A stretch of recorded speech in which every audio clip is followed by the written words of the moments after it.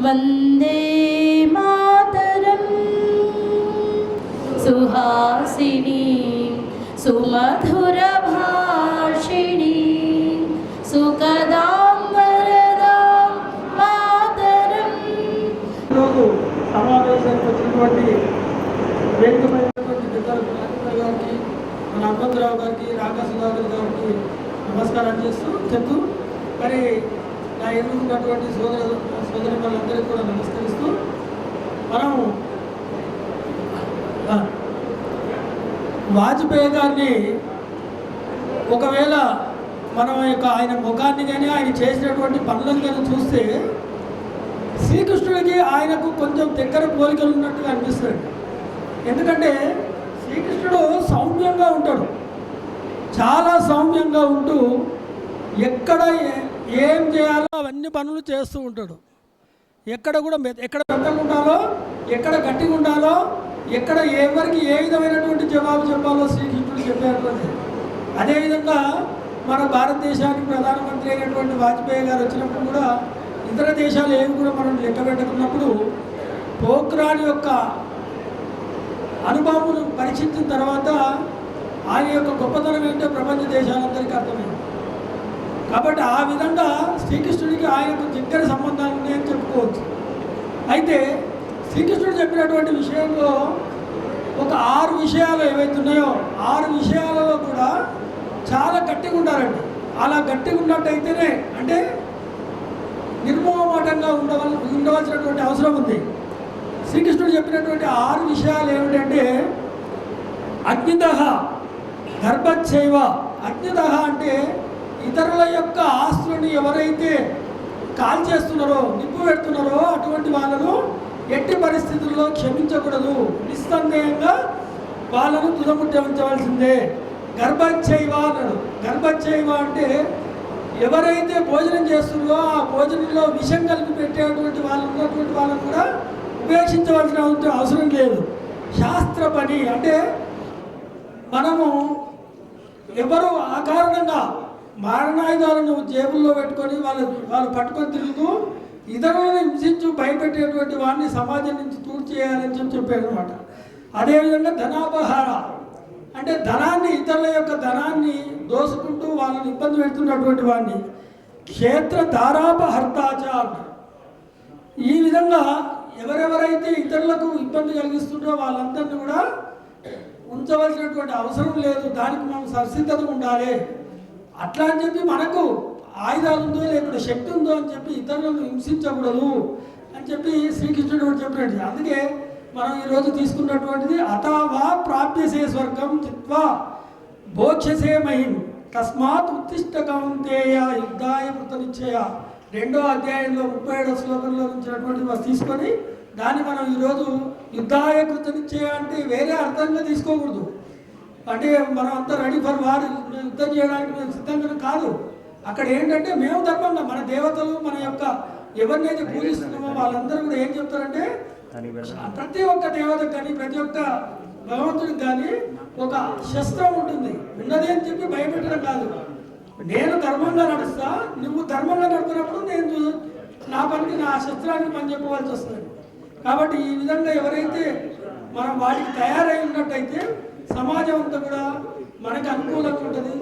సమాజం అంతా కూడా భయపడడం కాదు, ధర్మబద్ధంగా నడవడానికి అవకాశం ఉంటుంది. కాబట్టి ఈ విధంగా మనం తయారు కానట్టయితే మన కుందేలు కూడా భయపెట్టిస్తే ఏం చెప్తున్నాం. ఆ విధంగా మనం తయారైనట్టయితే మనం ముందుకెళ్తాం. భగవద్గీత చెప్పేది కూడా అదే.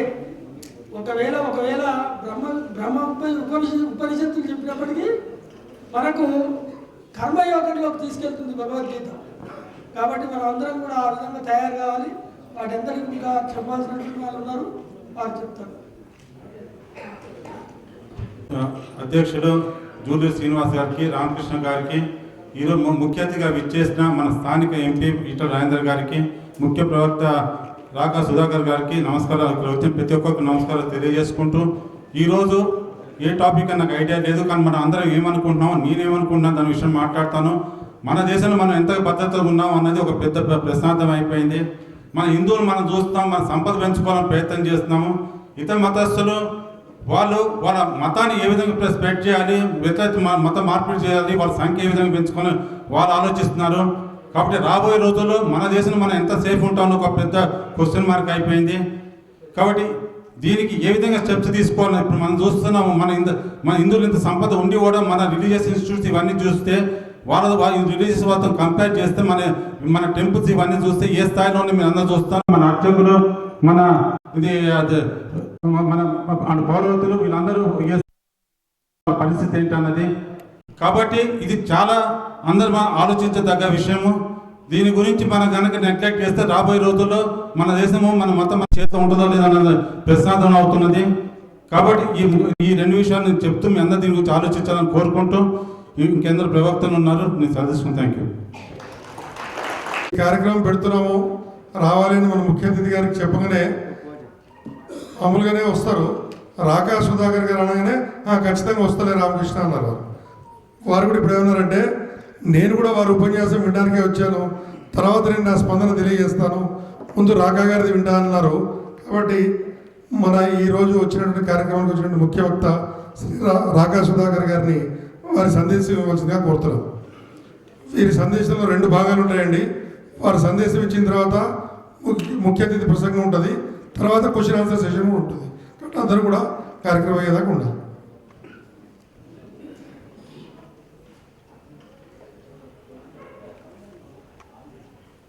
వేదిక మీద, వేదిక ముందు ఉన్నటువంటి పెద్దలారా, మిత్రులారా, మాతలారా, భగవద్గీతలోని 2వ అధ్యాయంలోని 37వ శ్లోకం, హతోవా ప్రాప్యసి స్వర్గం జిత్వావా భోక్షసే మయీం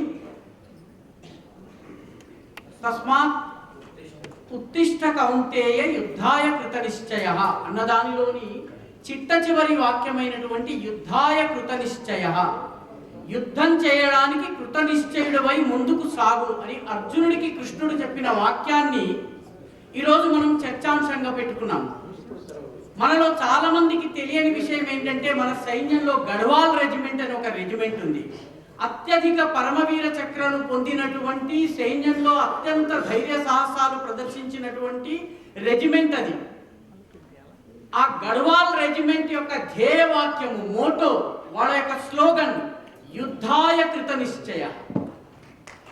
యుద్ధాయ కృత నిశ్చయ అని మన దేశపు సైనికుడు యుద్ధం చేసేందుకు వెళ్లే సమయంలో యుద్ధాయ కృత నిశ్చయ అని, యుద్ధం చేయడానికి కృతనిశ్చయుడుగా రా, కృతనిశ్చయుడువై యుద్ధ రంగంలోకి వెళ్ళు అన్నటువంటి దృఢ సంకల్పంతో, కృతనిశ్చయంతో ముందుకు సాగమనేటటువంటి ధ్యేయ వాక్యాన్ని అతను పలికి యుద్ధంలోకి వెళ్తాడు.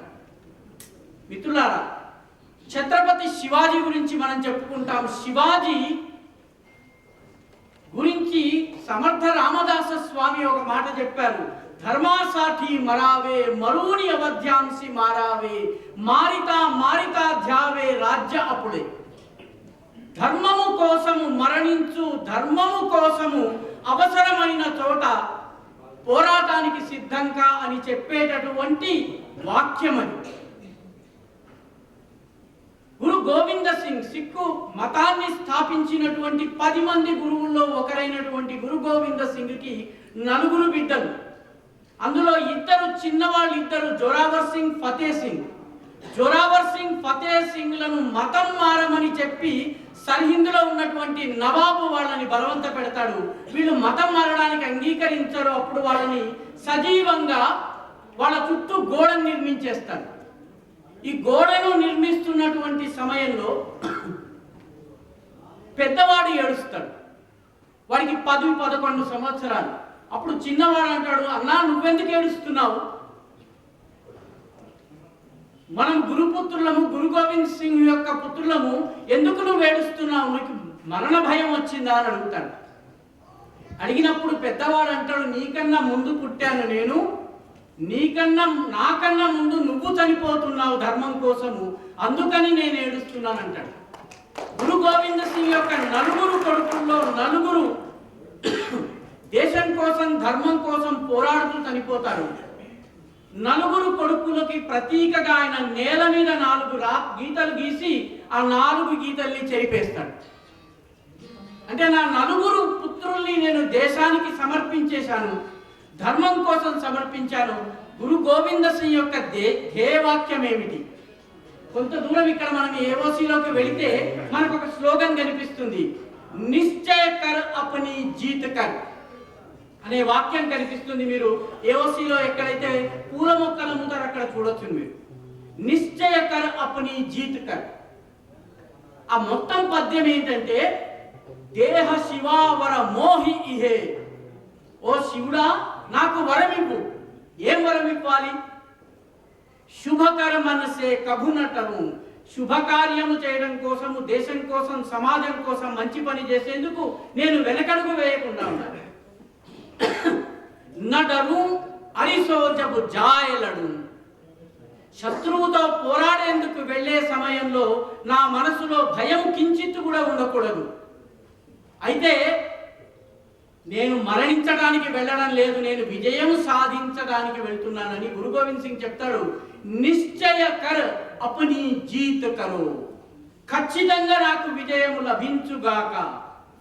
కాబట్టి యుద్ధాయ కృత నిశ్చయ అంటే యుద్ధంలో విజయమే లభించాలి. ఇక్కడ పరాజయానికి ఆస్కారం లేదు, డ్రా లేదు.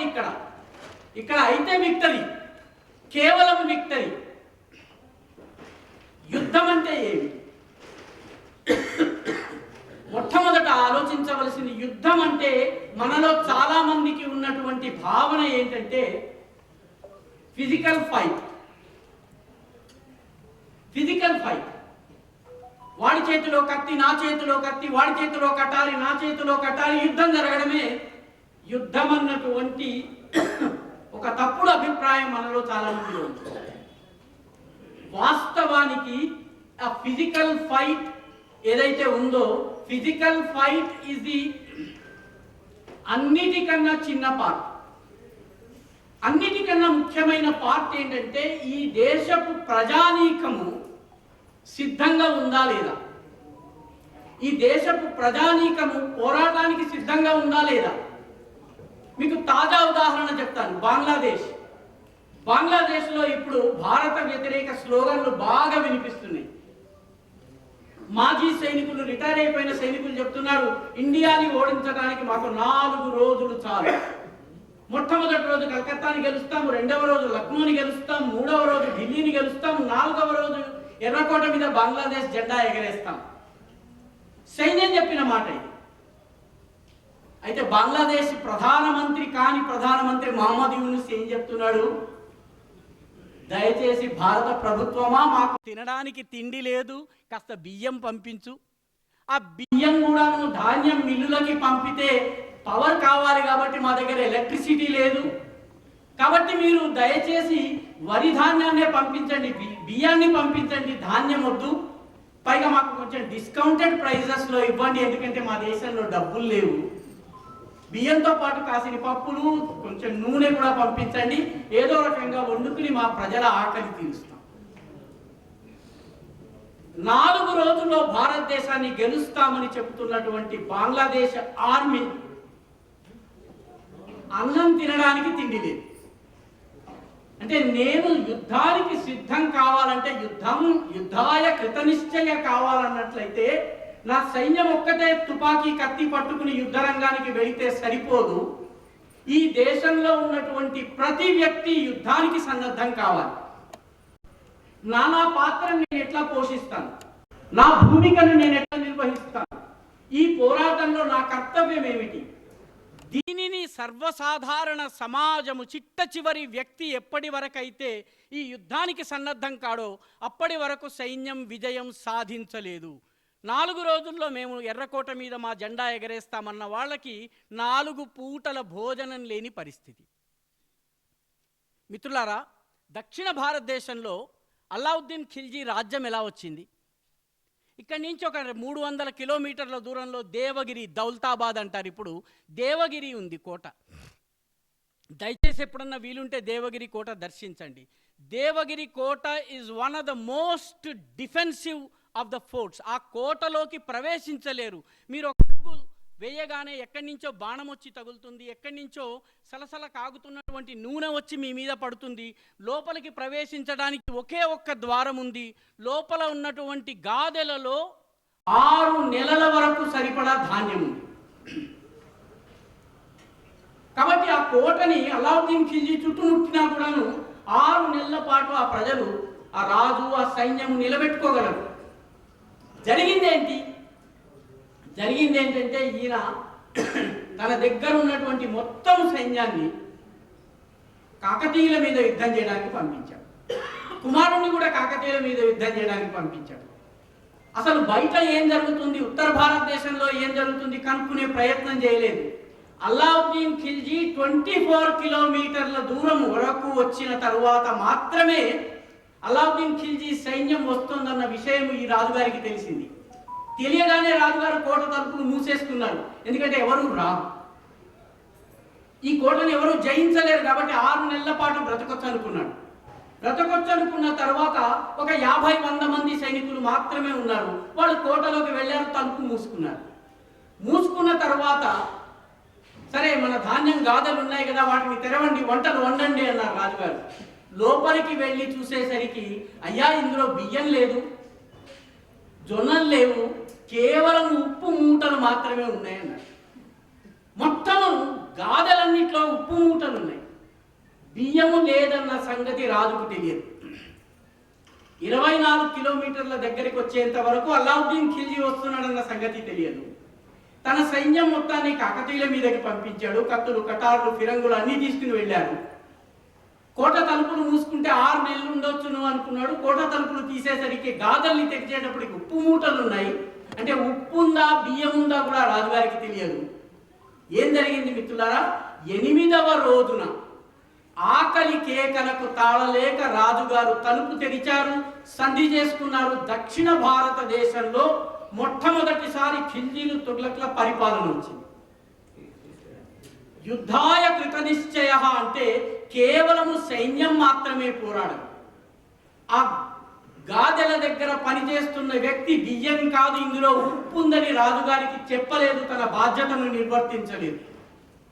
ఈ తలుపులు మూసి మనం ఇక్కడ ఉంటున్నాము, శత్రువు ఎక్కడున్నాడు, శత్రువు కదలికలేంటి తెలుసుకునేందుకు రాజు యొక్క గూఢచారి వ్యవస్థ పనిచేయలేదు. కాబట్టి యుద్ధము గనక చేయాలన్నటువంటి యుద్ధాయ కృత నిశ్చయ అంటే మొట్టమొదట మనం గుర్తించవలసిన విషయం ఏంటంటే సమాజములోని అందరూ ఘటకులు, all parts of the society, all sections of the society must be prepared for the war. అది జరగనప్పుడు యుద్ధంలో గెలుపు అనేది ఉండదు. కేవలం లాఠీలు ఇలా తిప్పడం జరుగుతుంది తప్ప యుద్ధంలో గెలుపు లేని యుద్ధం యుద్ధమే కాదు మిత్రులారా. అందుకనే ఈరోజు అటల్జీ స్మారక ఉపన్యాసం అన్నారు. అటల్ బిహారీ వాజ్పేయి గారు పుణేలో ఒక ప్రసంగం చేస్తూ ఒక చాలా ఆసక్తికరమైనటువంటి మాట అన్నారు. ఒకానొక సమయంలో మన దేశంలో యుద్ధము కొన్ని జాతులు చేసేవి, కొన్ని జాతులు కేవలము వ్యాపారం చేసేవి, కొన్ని జాతులు పౌరోహిత్యం చేసేవి, కొన్ని జాతులు పూజలు పునస్కారాలు చేసేవి, కొందరు మిగతా సర్వీసెస్ సేవలు చేసేవాడు. ఆయన అంటారు 1757లో జరిగినటువంటి ప్లాసీ యుద్ధం గురించి ఆయన ప్రస్తావిస్తూ వాజ్పేయిజీ ఒక మాట అంటారు. ఏమంటారంటే ప్లాసీలో యుద్ధ రంగంలో పోరాడుతున్నటువంటి సైనికుల కన్నా పెద్ద సంఖ్యలో ప్రజలు యుద్ధంలో ఎవరు గెలుస్తారో చూసేందుకు అటు ఇటు బారులు తిరిగి కూర్చున్నారు. ఎందుకంటే సమాజంలో ఉన్న వాళ్ళందరికీ ఇది మా యుద్ధం అన్న భావన లేదు. ఒక సిరాజుద్దౌలా, ఒక రాబర్ట్ క్లైవ్కి యుద్ధము, ఎవడు గెలిస్తే నాకేమి. కాబట్టి సమాజము సంసిద్ధంగా లేదు కాబట్టి సిరాజుద్దౌలా ఓడిపోయాడు. ప్లాసీ యుద్ధం తరువాత పూర్తిగా ఈ దేశంలో ఆంగ్లేయుల పరిపాలన వచ్చింది. బాబర్ ఈ దేశంలో వచ్చి మొఘలు సామ్రాజ్యాన్ని స్థాపించిన తరువాత ఢిల్లీ దాని చుట్టూ ఉన్నటువంటి బ్రాహ్మణులందరూ, పురోహితులందరూ పొద్దునే నామాలు పెట్టుకుని మొత్తం అంతా కూడాను జంఝాలని చేత్తో ఇలాగా పట్టుకుని వెళ్ళేసేసి క్యూలో నిలబడ్డారు రాజుగారి కోట ముందు. ఎందుకు? వీళ్ళందరూ ఎవరు అని చెప్పి బాబర్ అడిగాట. అడిగితే వీళ్ళందరూ మీ దర్శనం కోసం వచ్చారు. ఎందుకయ్యా వీళ్ళందరూ అసలు ఈ దేశంలో ఎండ తాళలేకపోతున్నాను, ఇక్కడ మట్టి నాకు నచ్చలేదు, ఇక్కడ ఆహారం నచ్చలేదు, ఇక్కడ నీళ్లు బాగాలేవు, పైగా వీళ్ళందరికీ నేను దర్శనం ఇవ్వాలా అన్నట్ట బాబరు. లేదండి, మిమ్మల్ని చూస్తే తప్ప వాడు తమ పనులు మొదలు పెట్టారట. అదేంటయ్యా అన్నట్ట. అంటే వీళ్ళందరూ కూడా రాజదర్శనం చేసుకుంటే గాని పుణ్యం రాదని భావిస్తున్నారండి. ఎందుకంటే నా విష్ణు పృథివీపతి, రాజుగారు విష్ణువుతో సమానము, కాబట్టి మిమ్మల్ని తలిస్తే విష్ణువుని చూసినట్టు అండి. విష్ణు ఎవరు అన్నాడు బాబా. ఏమనండి వాళ్ళ దేవుడట అని. సో పొద్దునే గంగా నదిలోనో యమునా నదిలోనో స్నానం చేసిన తరువాత ఈ మహాపండితులు వేదాధ్యాయులు అందరూ వెళ్ళేసేసి బాబర్ దర్శనం కోసం నిలబడ్డారు. ఈ దేశం 500 సంవత్సరాలు మొఘలుల పాదాక్రాంతము కాకుండా ఎందుకుంటుంది? కాబట్టి యుద్ధాయ కృత నిశ్చయ అంటే ఈ సమాజంలో ఉన్నటువంటి అందరూ ఇది తమ పోరాటంగా భావించాలి. అలా భావించని నాడు ఆ పోరాటానికి గెలుపుండదు. అటల్ బిహారీ వాజ్పేయి గారు ఒక మాట అన్నాడు, ఒక కవిత రాశారు. జనన మరణ క్షమించాలి, జనన మరణ కా ఖేల్ అనూఠా ఇస్మే హమ్కో హార్ నహీ వహ క్యా చల్ పాయేగా జిస్కో పథ పర్ ప్యార్ నహీ. ఈ జనన మరణాల ఆట ఏదైతే ఉందో ఇందులో మాకు ఓటమి లేదు. ఈ బాటలో నడవాలని నిర్ణయించుకున్నవాడు ఆ బాటని గనక ప్రేమించలేకపోతే జిస్కో పథ పర్ ప్యార్ నహి, తన యొక్క మార్గము పట్ల, తాను నమ్మినటువంటి సిద్ధాంతం పట్ల, తన యొక్క ఆలోచన విధానం పట్ల, తన యొక్క విలువల పట్ల గౌరవం లేనటువంటి వ్యక్తి ఉన్నా ఒకటే పోయినా ఒకటి. ఇది వాజ్పేయిజీ అన్నారు. కాబట్టి యుద్ధం అంటే ఏమిటి? యుద్ధం అంటే ఒక రిజాల్వ్, ఒక దృఢమైనటువంటి సంకల్పం. యుద్ధం అంటే ఏమిటి? యుద్ధం అంటే ఒక కమిట్మెంట్ టు ద కాజ్. ఒక లక్ష్యాన్ని జీవితానికి ఎంచుకున్నప్పుడు దానికోసం జీవితం అంతా పోరాడడం, అది యుద్ధం అంటే. యుద్ధం అంటే నమ్మకం, చేస్తున్న పని పట్ల నమ్మకం. దీన్ దయాళ్ సేవా సమితి వాళ్ళ ఈ కార్యక్రమాన్ని ఆర్గనైజ్ చేశారు కాబట్టి దీన్ దయాళ్జీ జీవితంలోనే ఒక ఉదాహరణ నేను ముందు చూస్తాను. ఒకసారి దీన్ దయాళ్జీ కేరళ పర్యటనకి వెళ్ళారు. కేరళ పర్యటనలో ఆయనకు అప్పుడు జనసంఘం అంటే ఏంటండి? డిపాజిట్లు కోల్పోవడానికే అభ్యర్థులు పోటీ చేసేవాడు. ఆహా నాకు 400 ఓట్లు వచ్చాయంటే నాకు 370 ఓట్లు వచ్చాయని చెప్పి చెప్పుకునేవాడు జనసంఘం అంటే. దీన్ దయాళ్జీ కేరళలో పర్యటిస్తున్నప్పుడు ఆయనకి సహాయం చేసేందుకు ఒక సహాయకుడు దీన్ దయాళ్జీ వెంట తిరుగుతున్నాడు, స్థానిక స్వయం సేవక కార్యకర్త. అతను ఈ విదేశీ సంస్కృతి, విదేశీ జీవన విధానం, దానిని తిడుతూ మన దేశం పైన విదేశీ సాంస్కృతిక దురాక్రమణ గురించి, దాని గురించి చాలా ప్రసంగిస్తూ ఉన్నాడు. దీన్ దయాళ్జీ విన్న తర్వాత ఒక 10 నిమిషాల తరువాత దీన్ దయాళ్జీ అతను ఆపారు. ఆపితే అతను ఆగకుండా చూడండి మా ఇక్కడ ఉన్నటువంటి దుకాణాల మీద బోర్డులు చూడండి, అంతా ఇంగ్లీష్లో ఉన్నాయి, ఒక్కటి కూడా మలయాళంలో లేదు అని అన్నాడు. అప్పుడు దీన్ దయాళ్జీ అతన్ని ఆపి, బాబు నువ్వు సంతకం చేస్తావా? సంతకం చేస్తానండి. చేస్తాను. ఏ భాషలో చేస్తావు అని. ఇంగ్లీష్లో చేస్తాను. నువ్వు ఇంగ్లీష్లో సంతకం చేస్తావు. చాలా చిన్న విషయము, నీ సంతకము నీ మాతృభాషలో ఉండదు. నువ్వు బోర్డుల మీద మలయాళం ఉండాలని కోరుకుంటున్నావు, పిల్లలు మలయాళ మీడియంలో చదవాలని కోరుకుంటున్నావు. కాబట్టి యుద్ధం అంటే, యుద్ధం ఇస్ అ బిలీఫ్. నువ్వు నమ్మలేనటువంటిది, నువ్వు నమ్మనటువంటిది, దానికోసం నువ్వు పోరాడలేవు. కాబట్టి యుద్ధం అంటే రిజాల్వ్, యుద్ధం అంటే కమిట్మెంట్, యుద్ధం అంటే నమ్మకము, యుద్ధం అంటే ప్రిపరేషన్. యుద్ధం కోసం తయారీ చేయవలసి ఉంటుంది. యుద్ధం కోసం ఒక సమాజాన్ని సంపూర్ణంగా సిద్ధం చేయాల్సి ఉంటుంది. నేను ఒకసారి ఒక మిలిటరీ కల్నల్ గారు, వారి బంధువులు ఇక్కడ ఉన్నారు, ఆ కల్నల్ గారు రావు గారు ఇక్కడే సైనిక్పురిలో ఉంటారు. వారితోటి మేము 1965 వారికి 50 సంవత్సరాలైన సందర్భంగా మీటింగ్లు ఏర్పాటు చేశాము. దానిలో కల్నల్ రావు గారు మొత్తం అందరూ మహావీర చక్ర, వీరచక్ర పొందినటువంటి డాక్టర్లు, తర్వాత సైనిక అధికారులు వీళ్ళందరినీ తీసుకొచ్చారు. మీరు కూడా ఒకసారి మాట్లాడాలి అంటే, నేను మాట్లాడేది మీకు నచ్చదు అన్నాడు. అంటే అదేంటండి అంటే, మీరు ఏం మాట్లాడినా మేము వింటాము, చప్పట్లు కొట్టడం మాకు అలవాటు లేదు కాబట్టి మేమైతే పూర్తిగా వింటామండి, నచ్చకపోతే మీకు చెప్తాం కానీ మేము మిమ్మల్ని అడ్డుకోము అన్నాడు. ఆయన అన్నారు, యుద్ధం చేస్తే ఏం జరుగుతుంది ఆయన చెప్పారన్నమాట. 15 నిమిషాల ప్రసంగం, నా జీవితంలో మర్చిపోలేను. ఆయన అన్నాడు, యుద్ధము ప్రారంభమైనటువంటి మరుసటి రోజు నువ్వు దీపాలు వెలిగించలేవు, ఎలక్ట్రిక్ కరెంటు పెట్టలేవు, ఎలక్ట్రిక్ లైట్ పెట్టలేవు, ఎందుకంటే నువ్వు లైట్ పెట్టినట్టయితే శత్రువు పైన ఉన్నటువంటి శత్రువుకి ఇక్కడ ఏదో జనావాసం ఉందని తెలుస్తుంది, నీకు బ్లాక్అవుట్ విధించాల్సి ఉంటుంది. ముందు నువ్వు ఇంట్లో దీపం వెలిగించలేవు, నువ్వు కరెంట్ లైట్ వెలిగించలేవు, ఫ్యాన్ వాడలేవు, ఎందుకంటే విద్యుత్ జనరేటర్లన్నీ కూడా పనిచేయడం కోసము యుద్ధ భూమికి తీసుకెళ్తావు. వారం తరువాత నీకు బజార్లోని పెట్రోల్ దుకాణంలో పెట్రోల్ దొరకదు. ఎందుకు పెట్రోల్ దొరకదంటే ఈ పెట్రోల్ అంతా కూడా సరిహద్దుల్లో పోరాడేటటువంటి సైనికుడి ట్యాంక్ కోసం వెళుతుంది, వాడి జీప్ కోసం వెళుతుంది, వాడి వాహనం కోసం వెళుతుంది.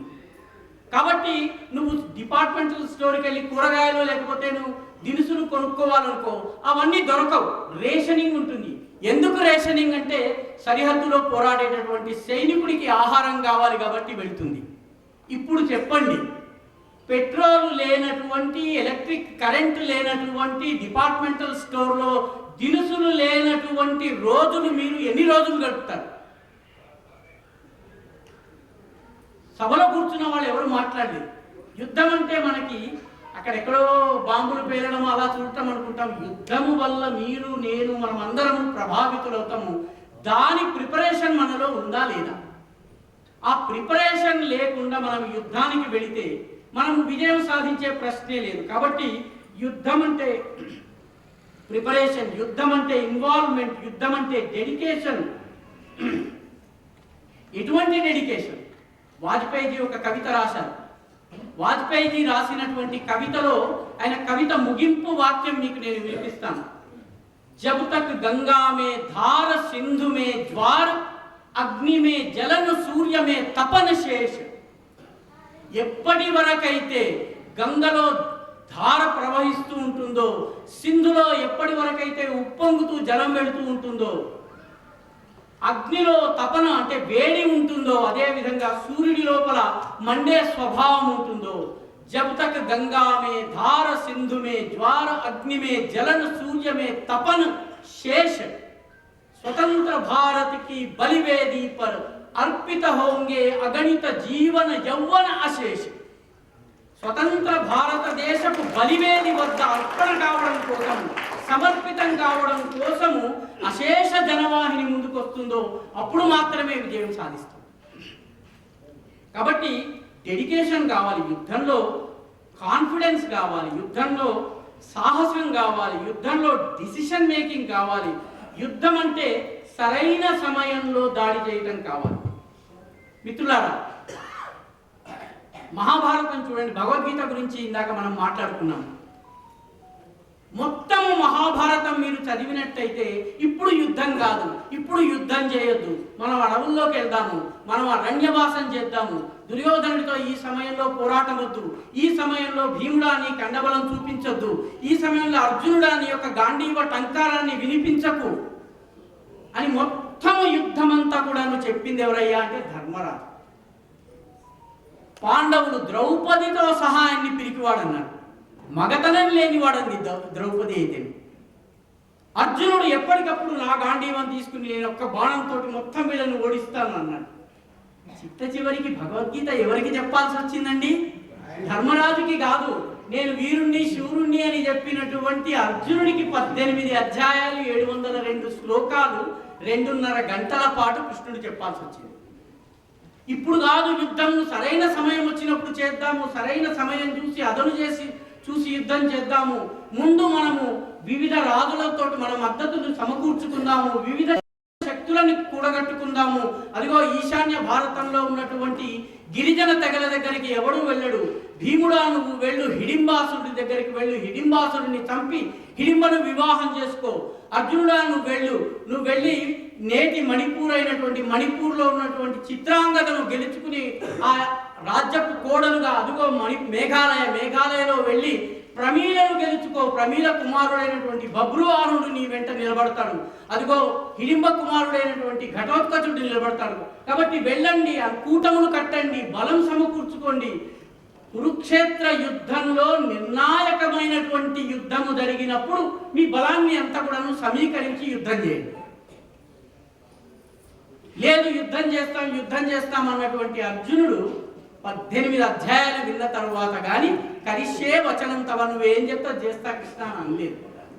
కాబట్టి గుర్తుంచుకోవలసిన విషయం ఏంటంటే ఎప్పుడు పోరాటం చేయాలి, ఆ పోరాటానికి మన సంసిద్ధత ఏ రకంగా ఉండాలి, ఆ పోరాటానికి మన వైపు నుంచి జరగవలసిన ప్రయత్నం ఏమిటి, ఇది తెలుసుకోవలసిన అవసరం ఉంది. ఛత్రపతి శివాజీ గురించి మనందరం చెప్తూ ఉంటాము. శివాజీ శివాజీ శివాజీ అంటుంటాము. శివాజీ జీవితంలో నేర్చుకోవలసింది ఏమిటి? Chhatrapati Shivaji is leader par excellence. He knew when to hit, when to go back. ఎప్పుడు గెలవాలి, ఎప్పుడు పోరాడాలి, ఎప్పుడు వెనకంజ వేయాలి తెలిసినటువంటి నాయకుడు. అఫ్జల్ ఖాన్ వధ గురించి మనం అందరం చదివాము. అఫ్జల్ ఖాన్ బిజాపూర్ సుల్తాన్ యొక్క అత్యంత పౌరుషవంతుడైన పరాక్రమవంతుడైన రాజు. ఆయన ఒక భారీ సైన్యాన్ని తీసుకుని శివాజీ దగ్గరకు వచ్చాడు. యుద్ధానికి వచ్చే ముందే అఫ్జల్ ఖాన్కి 50 మంది భార్యలు ఉంటే వాళ్ళందరినీ చంపేశాడు. ఎందుకంటే యుద్ధంలో ఏదన్నా జరిగితే వీళ్ళు ఎంజాయ్ చేస్తారు, నేను కష్టపడతాను, నేను ఎక్కడో జహన్నంలోనో జన్నత్లోనో ఉంటాను అని మొత్తం 48 మందిని చంపేశాడు. 50 మందిని చంపాడు. అందుకే బిజాపూర్ ప్రాంతానికి వెళ్తే 48 సమాధులు ఒక చోట. ఇద్దరు పాపం భార్యలు కొంచెం ధైర్యం చేసి పారిపోయే ప్రయత్నం చేశారు. కాస్త దూరాన వాడిద్దరి సమాధులు. అది అఫ్జల్ ఖాన్ యొక్క పౌరుషం. పెద్ద సైన్యాన్ని తీసుకుని బయలుదేరాడు. అయితే ఛత్రపతి శివాజీ సైన్యం అందులో 10వ వంతు కూడా ఉంది. శివాజీ నిర్ణయం తీసుకున్నది ఏంటంటే అఫ్జల్ ఖాన్తో జరగవలసినటువంటి యుద్ధము నాకు అనుకూలమైనటువంటి చోట జరగాలి. అఫ్జల్ ఖాన్కి అనుకూలమైనటువంటి ప్లేస్ ఏంటంటే మైదాన ప్రాంతంలో యుద్ధం జరిగితే ఆయన దగ్గర 1,00,000 సైన్యము, నా దగ్గర 6,000-7,000 సైన్యం. కాబట్టి అఫ్జల్ ఖాన్ని కొండ ప్రాంతంలో తీసుకుని రావాలి, ప్రతాప్గఢ్ కోట దగ్గరికి తీసుకుని రావాలి, అక్కడ చాలా ఇరుకైనటువంటి లోయ ప్రాంతంలోకి తేవాలి. ఆ పక్కన ఉన్నటువంటి వాయి నది ఏదైతే ఉందో ఆ నది దగ్గర మొత్తం వాళ్ళ గుర్రాలన్నీ విప్పి కట్టేసేసుకుని అక్కడ పాపం వండుకుని తినేలాగా చేయాలి. మొత్తం సైన్యం అంతా కూడా స్ప్రెడ్ అవుట్ కావాలి వాళ్ళది. ఆ 1,00,000 మంది సైనికులు స్ప్రెడ్ అవుట్ అయ్యి ఉన్నటువంటి సమయంలో అఫ్జల్ ఖాన్ని నేను ఓడిస్తాను. అఫ్జల్ ఖాన్కి ఇది అర్థమైంది, గేమ్ అర్థమైంది. గేమ్ అర్థమైన కారణంగా శివాజీని మైదాన ప్రాంతంలోకి తీసుకుని రావాలి. మైదాన ప్రాంతంలోకి తీసుకుని రావడం కోసం అఫ్జల్ ఖాన్ ఏం చేశాడు, కొల్హాపూర్లో ఉన్నటువంటి లక్ష్మీదేవి దేవాలయాన్ని ధ్వంసం చేశాడు. శివాజీ బయటకు వస్తాడేమో, ఎందుకంటే ఆయన హిందూ హృదయ సమ్రాట్ కదా, రాలేదు. పంఢర్పూర్లో ఉన్నటువంటి విఠల దేవాలయాన్ని ధ్వంసం చేశాడు. శివాజీ బయటకు రాలేదు. ఆ తరువాత తుల్జా భవానీ మందిరాన్ని ధ్వంసం చేశాడు. గోవులను వధించాడు, బ్రాహ్మణులను వధించాడు. ఎందుకంటే శివాజీని గోద్విజ పరిపాలకుడు అని చెప్పేవాడు. గోవుల్ని చంపాడు, ద్విజులు అంటే బ్రాహ్మణుల్ని చంపాడు. శివాజీ బయటకు రాలేదు. ఎంత చేసినా కూడాను శివాజీ తన యొక్క పర్వత ప్రాంతాల్లోంచి బయటకు రాలేదు. చివరికి శివాజీ బయట ప్రచారం ప్రారంభించాడు. ఏమని ప్రచారం ప్రారంభించాడంటే శివాజీకి అఫ్జల్ ఖాన్ని చూడగానే వణుకొస్తుంది, ఆయన పేరు చెప్తే నిద్ర పట్టడం లేదు. అఫ్జల్ ఖాన్కి ఒకడొచ్చి కబురు చెప్పాడు, రెండో వాడు వచ్చి కబురు చెప్పాడు. ప్రజలందరూ తిట్టడం మొదలుపెట్టాడు. ఏమి శివాజీ అయ్యా, పనికి మాలిన వాడు, అనవసరంగా మమ్మల్ని అంతా విధ్వంసం చేసేసేస్తున్నాడు, దేవాలయాలు ధ్వంసం అవుతున్నాయి, ఎక్కడ శివాజీ, ఎక్కడ శివాజీ, ఎక్కడ శివాజీ. ఇవన్నీ అఫ్జల్ ఖాన్ చెవిలో పెడుతున్నాయి. కృష్ణాజీ పంత్ అనేటటువంటి ఒక దుబాసిని పంపించాడు. ఈ దుబాసి వెళ్ళి చెప్పాడు, శివాజీ మీ పేరు వినగానే ఉడికిపోతున్నాడండి, మీ ముందు ఆత్మసమర్పణ చేయాలని చెప్పి లొంగిపోవాలని నిర్ణయించుకున్నాడు. ముందు నమ్మలేదు, తర్వాత పదే పదే ఇదే సమాచారం వచ్చేటప్పటికి అఫ్జల్ ఖాన్ నమ్మాడు.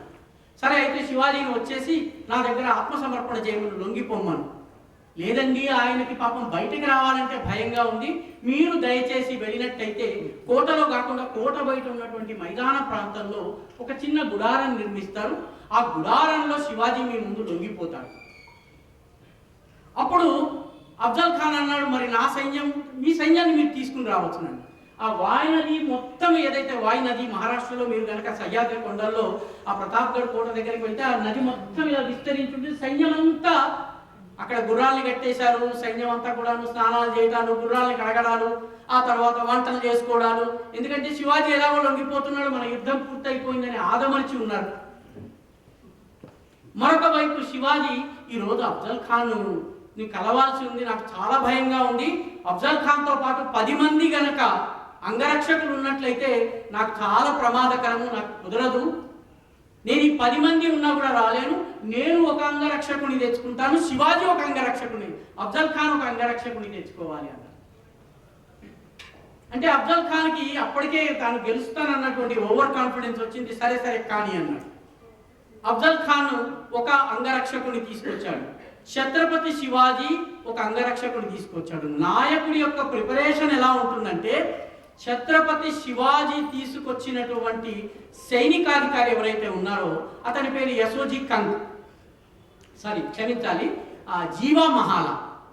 ఈ జీవా మహాలాని ఛత్రపతి శివాజీ ఎందుకు ఎంచుకున్నాడంటే Shivaji 5 feet 1 inch, Afzal Khan 6 feet 5 inch. 6 feet 5 inchకి 6 feet 5 inch అంగరక్షకుడు వస్తాడు. కాబట్టి ఛత్రపతి శివాజీ యొక్క 5 feet 1 inch తోటి అఫ్జల్ ఖాన్ని కొట్టడం కష్టం. కాబట్టి నా అంగరక్షకుడు ఎవరైతే ఉన్నాడో వాడు 7 అడుగుల వాడు అయి ఉండాలి. జీవా మహాలా 7 feet 2 inch. జీవా మహాలా చేతిలో బల్లె ఉంది.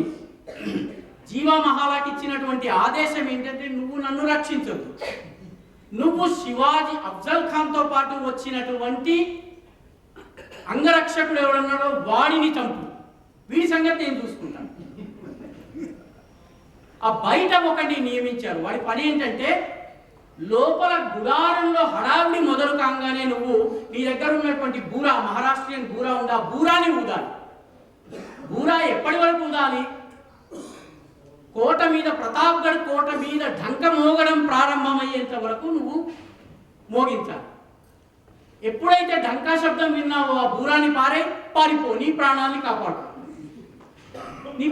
కాపాడు. ఢంక మోగినటువంటి మరుక్షణము 4-5 చోట్ల మాటు వేసినటువంటి మరాఠా సైనికులు ఈ నిద్రపోతున్నటువంటి, స్నానాలు చేస్తున్నటువంటి, బట్టలు తుక్కుంటున్నటువంటి సైనికుల మీద పడతారు. 1,00,000 మంది సైనికుల్లో ఒక 200-300 మంది మాత్రమే బిజాపూర్కి తిరిగి వెళ్ళారండి. కాబట్టి నాయకుడికి సరైనటువంటి నిర్ణయం సరైన సమయంలో తీసుకోవడం అనేది ఉండాలి. అది ఎప్పటి వరకు అయితే రాదో అప్పటి వరకు నాయకుడు కాదు. మోదీజీ క్యా కర్ రహే హై, ఏం చేస్తున్నారు మోదీ గారు కాదు, మాకు యోగి గారు కావాలండి. ఎందుకంటే మోదీ గారు అయిపోయింది, గడ్డం తెల్లబడిపోయింది. ఒక ఆయన గడ్డం తీసుకుంటున్నాడు కాబట్టి తెలుపో నలుపో మీకు తెలియడం లేదు. The problem is we don't trust our own leaders.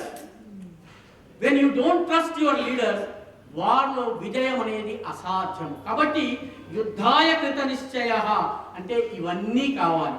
కాబట్టి ముగింపులో ఒక్క విషయం చెప్పి నేను ముగిస్తాను. నేను చాలా కాలం అస్సాంలో సంఘ ప్రచారంగా పనిచేశాను. అస్సాంలో ఒక అద్భుతమైనటువంటి ఉదాహరణ ఉంది. అస్సాంలో వైష్ణవ ధర్మాన్ని ప్రచారం చేసేందుకు మహాపురుష్ శ్రీమంత శంకర్ దేవ్ అనేటటువంటి ఒక మహానుభావుడు ఆవిర్భవించాడు. 126 సంవత్సరాలు ఆయన జీవించాడు. ఆయన అస్సాంలో ఎప్పుడైతే భాగవత ధర్మాన్ని ప్రచారం చేయడం మొదలుపెట్టారో అస్సాంలో ఉన్నటువంటి రాజులందరూ ఆయన పైన కత్తి ఆయనని దేశం నుంచి పరిగెత్తించారు. మొత్తం పారిపోవాల్సి వచ్చింది. తన యొక్క భక్తులు కొందరిని తీసుకుని పారిపోయి వెళ్ళారు. ఈ పారిపోయి వెళ్తున్నటువంటి సమయంలో సైనికులు, ఆయన భక్తుల అనుచరులందరూ కూడాను అయ్యో మనం ఓడిపోయామని చెప్పి ఏడవడం మొదలుపెట్టారు. ఆ సమయంలో శ్రీమంత శంకర్ దేవ్ ఒక గీతాన్ని పాడాడు. దాన్ని బర్ గీత్ అంటారు, అంటే పెద్ద గీతము. బర్ అంటే బడా గీత్ అన్నారు. ఆ గీతము ఆ సమయంలో ఉంది, నేను వివరించే ప్రయత్నం చేస్తాను. ఆయన ఏమంటాడంటే పారిపోతూ చెప్తాడనమాట. హునో వైరి ప్రమాణ నిఖసర నాహ నిదాన. అస్సాంలో సాగాస్త హా అని ఉచ్చారణ చేస్తారండి. అందుకని అస్సాంలో ఎవరి దగ్గర ఆశీర్వాదం తీసుకోకూడదు. ఎందుకంటే శతాయుష్మాన్ భవాన్ అనాల్సిన చోట కూడా హతాయుష్మాన్ భవాన్. హునోరే అంటే సునోరే సుర వైరి ప్రమాణ అంటే సురులందరికీ, అంటే దేవతలందరికీ శత్రువు అయినటువంటి రావణాసురుడా విను. నిఖసర నాహ నిదాన, రాక్షస జాతిని అంతమొందించేందుకే నువ్వు వచ్చావు రావణాసురా అని చెప్పి అంటాడు. రామనామజమ హమరొక హాజియే హమదలే కయలిపోయాన. రామనామం అనేటటువంటి, రాముడు అనేటటువంటి ఒక అద్భుతమైన వీరుడు వచ్చాడని చెప్పి వాక్యంలో చివరి లైన్ ఉంటుంది. ఈ శంకర్ దేవ్ రావణాసుడికి ఒక సలహా చెప్తాడు ఆ గీతను. ఏమని చెప్తాడంటే అంధముగుధ దహ కంధ పాప బుధ జానకిక కిరత సరాయి రఘుపతి పగధర ధర రజనీసర హంకర కహతు ఉపాయ. హంకర అంటే శంకర అన్నమాట. ఇందాక చెప్పాను కదా సాహా. దానిలో ఏం చెప్తాడంటే, నువ్వు అంధుడా, ఓ మహిళ యొక్క మోహంలో పడి ఉన్నటువంటి వాడ, నువ్వు శంకరదేవి నీకు ఒక సలహా ఇస్తున్నాడు. ఆ సలహా ఏంటంటే, జానకీదేవిని, సీతాదేవిని నెత్తి మీద పెట్టుకెళ్ళి రాముడి దగ్గరకు వెళ్ళి రాముడి చరణాలు పట్టుకో. ఎప్పుడు చెప్పాడండి ఈ మాట? When he is running away. యుద్ధ భూమిని వదిలి వెళుతున్న సమయంలో ఈ పాట పాడాడు. అంటే ఓటమి అనేది తాత్కాలికం మాత్రమే, అంతిమ విజయం కోసం మనం పని చేయాలి. దీనికోసం ఎవరైతే దృఢ సంకల్పులై ఉంటారో వారు యుద్ధాయ కృత నిశ్చయం చేస్తారు. మనకి చాలా మందికి మహబూబ్ నగర్ దగ్గర కానివ్వండి, కర్ణాటకలో కానివ్వండి, కొందరు ఎడ్ల బండి లోపలే జీవితం అంతా గడిపేవాడు కనిపిస్తారు. కత్తులు కటార్లకి సానబడుతుంటారు, కత్తిపీటలు తయారు చేస్తుంటారు. వాళ్ళ జీవితం అంతా ఎడ్ల బండి మీద జరుగుతుంటుంది. రాజస్థాన్లో ఉన్నారు, కర్ణాటకలో ఉన్నారు, దేశమంతా ఉన్నారు. అదొక ట్రైబ్. ఆ ట్రైబ్ పేరేంటంటే గాడియా లోహార్. లోహార్ అంటే కంసాలు, కమ్మర్లు అవుతారు. గాడియా లోహార్ అంటే వీళ్ళ జీవితం అంతా గాడిలోనే జరుగుతుంది. ఎందుకు? వాళ్ళ పుట్టుక, మరణము, జననము, వివాహము, శోభనము అన్ని బండిలోని. ఎందుకంటే అప్పుడెప్పుడో 14-15వ శతాబ్దంలో రాణా ప్రతాప్ యొక్క సైన్యంలో అంతర్భాగంగా వీళ్ళు హల్దీఘాట్లో యుద్ధం చేశారు. ఆ యుద్ధంలో రాణా ప్రతాప్ చిత్తోడ్గఢ్ రాజ్యాన్ని వదిలిపెట్టి వెళ్ళిపోవలసి వచ్చింది. ఆయన వెళ్ళినప్పుడు ఈ గాడియా లోహార్ ఎవరైతే కమ్యూనిటీ ఉందో, సైన్యంలో పోరాడినటువంటి వాళ్ళు ఒక ప్రతిజ్ఞ చేశారు. ఆ ప్రతిజ్ఞ ఏంటంటే, రాణా ప్రతాప్ సింగ్ మళ్ళీ చిత్తోడ్గఢ్కి వచ్చేంత వరకు మేము మా జీవితం బండిలోనే గడుపుతాం.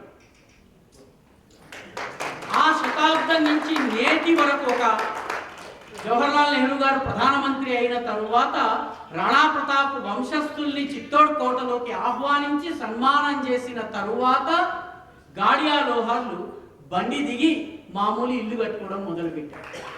యుద్ధంలో పోరాడాలనుకున్నటువంటి వ్యక్తిలో ఉండవలసినటువంటి దృఢ నిశ్చయానికి ఇది ప్రతీక. అది మన మనస్సులో ఎప్పుడైతే వస్తుందో అప్పుడు మాత్రమే యుద్ధాయ కృత నిశ్చయకి ముందున్నటువంటి హతోవా ప్రాప్యసి స్వర్గం జిత్వావా భోక్షసే మహీం అన్నటువంటి భావన మనలో వస్తుంది. కాబట్టి యుద్ధాయ కృత నిశ్చయ అన్నటువంటి నిర్ణయం తీసుకోవాలన్నట్లయితే మనకి 4 లక్షణాలు ఉండాలి. పైర్మే చక్కర్, కాళ్లకు చక్రాలు కట్టుకుని నిత్య నిరంతరము పనిచేయటం. పైర్మే చక్కర్, మూమే చక్కర్, ఈ సమాజం అంతా నాది అని మైత్రీపూర్వకంగా మాట్లాడటము, ఎవరి పట్ల ద్వేషం లేనటువంటి జీవితం గడపడం. పైర్మే చక్కర్, మూమే చక్కర్, దిల్ మే ఆగ్, నీ గుండెలో నీ ధ్యేయాగ్ని ప్రజ్వరిల్లుతూ ఉండాలి. దిల్ మే ఆగ్ పర్ దిమాగ్ ఠండా. ఎప్పుడైతే మన దిమాగ్ ఠండా ఉంటుందో అప్పుడు మాత్రమే మనం విజయం సాధించగలము. ఈ అవకాశాన్ని నాకు ఇచ్చినటువంటి పెద్దలకు ధన్యవాదాలు.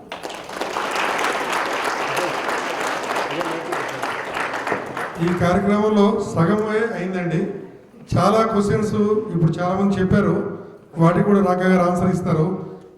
ముఖ్య అతిథికి మనలాగనే చాలామంది వెయిట్ చేస్తున్నటువంటి కార్యక్రమం ఇంకోటి ఉంది, వారు ప్రసంగించి వెళ్తారు. వెళ్ళిన తర్వాత మనం ఈ కార్యక్రమాన్ని కంటిన్యూ చేస్తాం.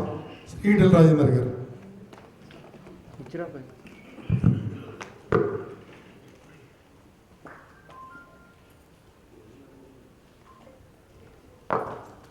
నేను రాకా సుధాకర్ గారి ఉపన్యాసాన్ని పూర్తిగా ఫస్ట్ టైం.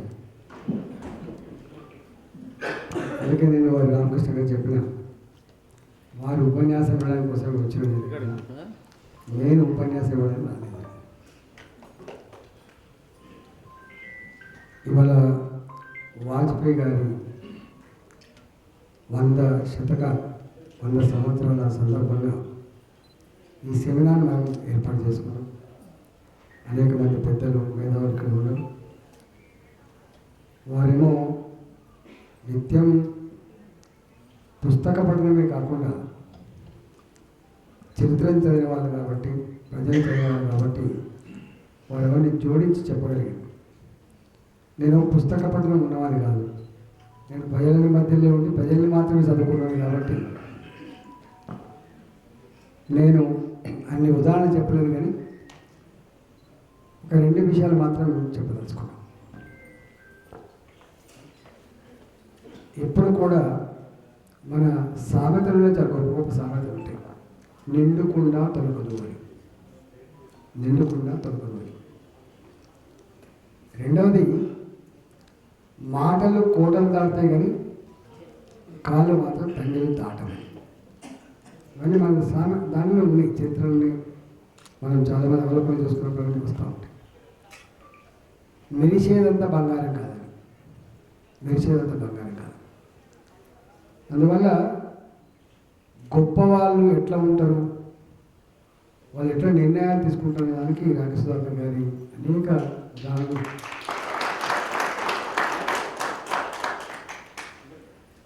టక్కన మెరిసి ఆరిపోయేది ఉంటుంది, అది జ్వలిస్తూనే ఉంటుంది.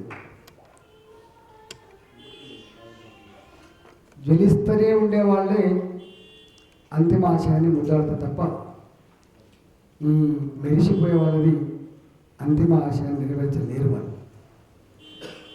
ఇప్పుడు గ్రీట్రాయి ఏముంటుందంటే అంతిమంగా ఆశయాన్ని ముద్దాడమే ఇంపార్టెంట్ తప్ప దాన్ని నువ్వు ఏం చేసిన అనేది ఇంపార్టెంట్ కాదు.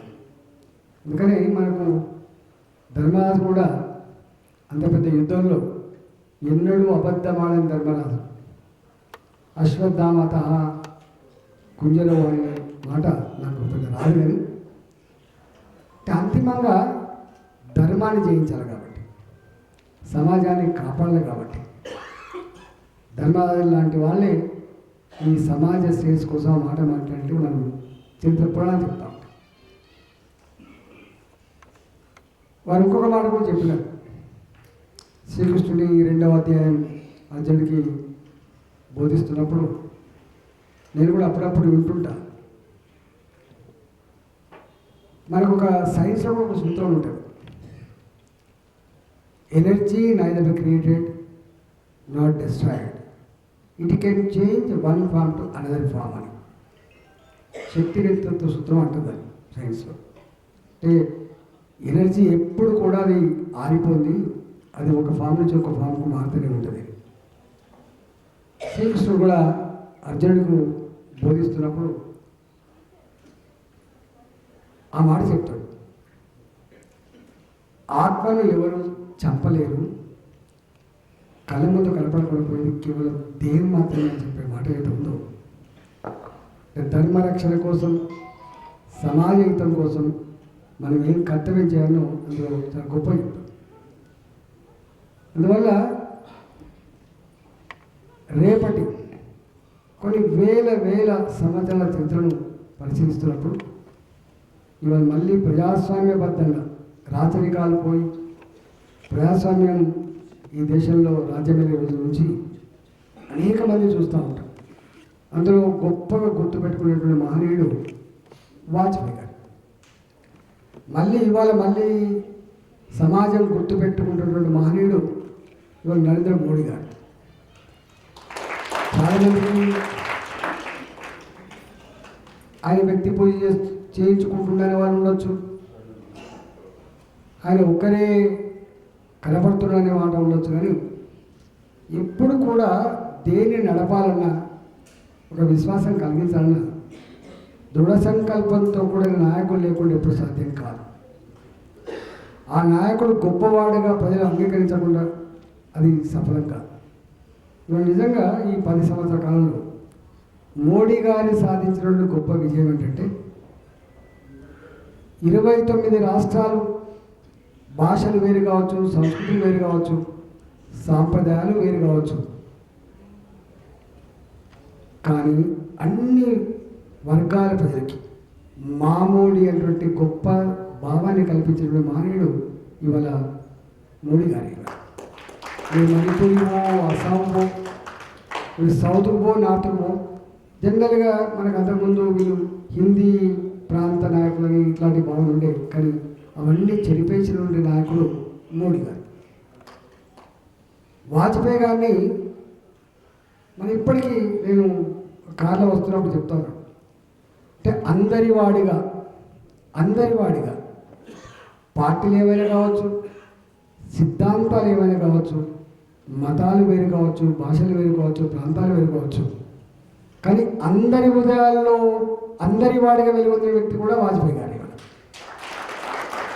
ఇది వేరే వాళ్ళకి ఒక నాయకుడి పేరు చెప్తే కొంతమంది ద్వేషించే వాళ్ళు ఉంటారు, కొంచెం ప్రేమించే వాళ్ళు ఉంటారు. కానీ అశేష జనవాహిని చేత ప్రేమించబడ్డ మొట్టమొదటి వ్యక్తి ప్రజాస్వామ్యంలో వాజ్పేయి గారు.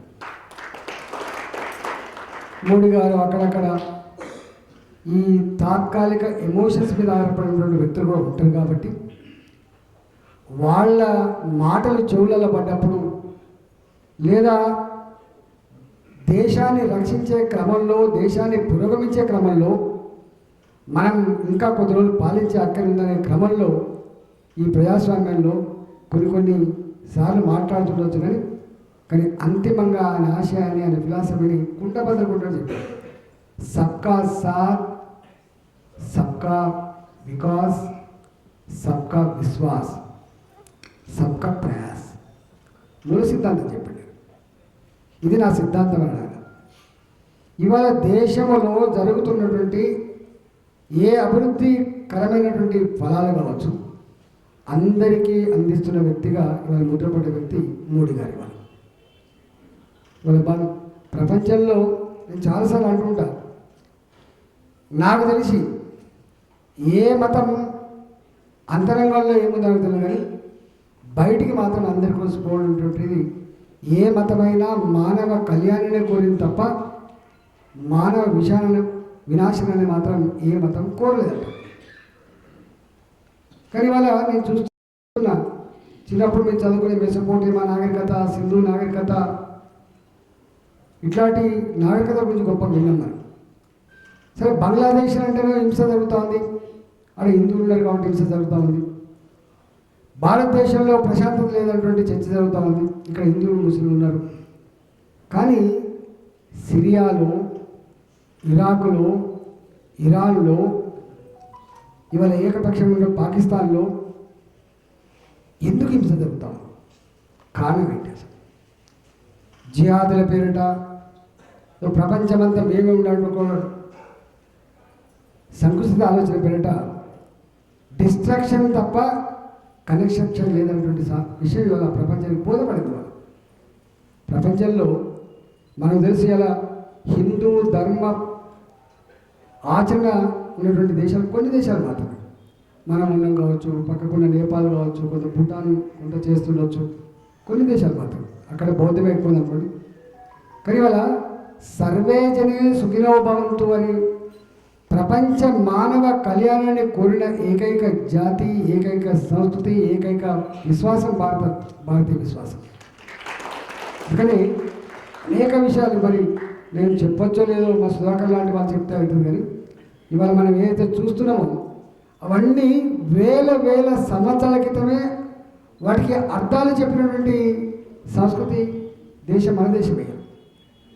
ఇవాళ అంటుంటారు రైట్ బ్రదర్స్ విమానాన్ని కనుగొన్నారు అని చెప్తుండొచ్చు, కానీ ఆనాడే పుష్ప విమానాన్ని పేరు రాసుకుంటే చెప్తాం. ఇవాళ ఆటం బాంబు, హైడ్రోజన్ బాంబుల గురించి ఇవాళ మాట్లాడుతుండొచ్చు, కానీ ఆనాడే శంకరుడు ప్రసాదించినటువంటి పశుపదాస్త్రమా, రీగన్ వచ్చిన తర్వాత వచ్చిన స్టార్ వార్స్ గురించి ఇవాళ మాట్లాడుతున్నాం, కానీ ఆనాడే ఈ బాణానికి ఈ బాణం వేస్తే అక్కడ ఆగిపోతున్నటువంటి మనం చూసినాం.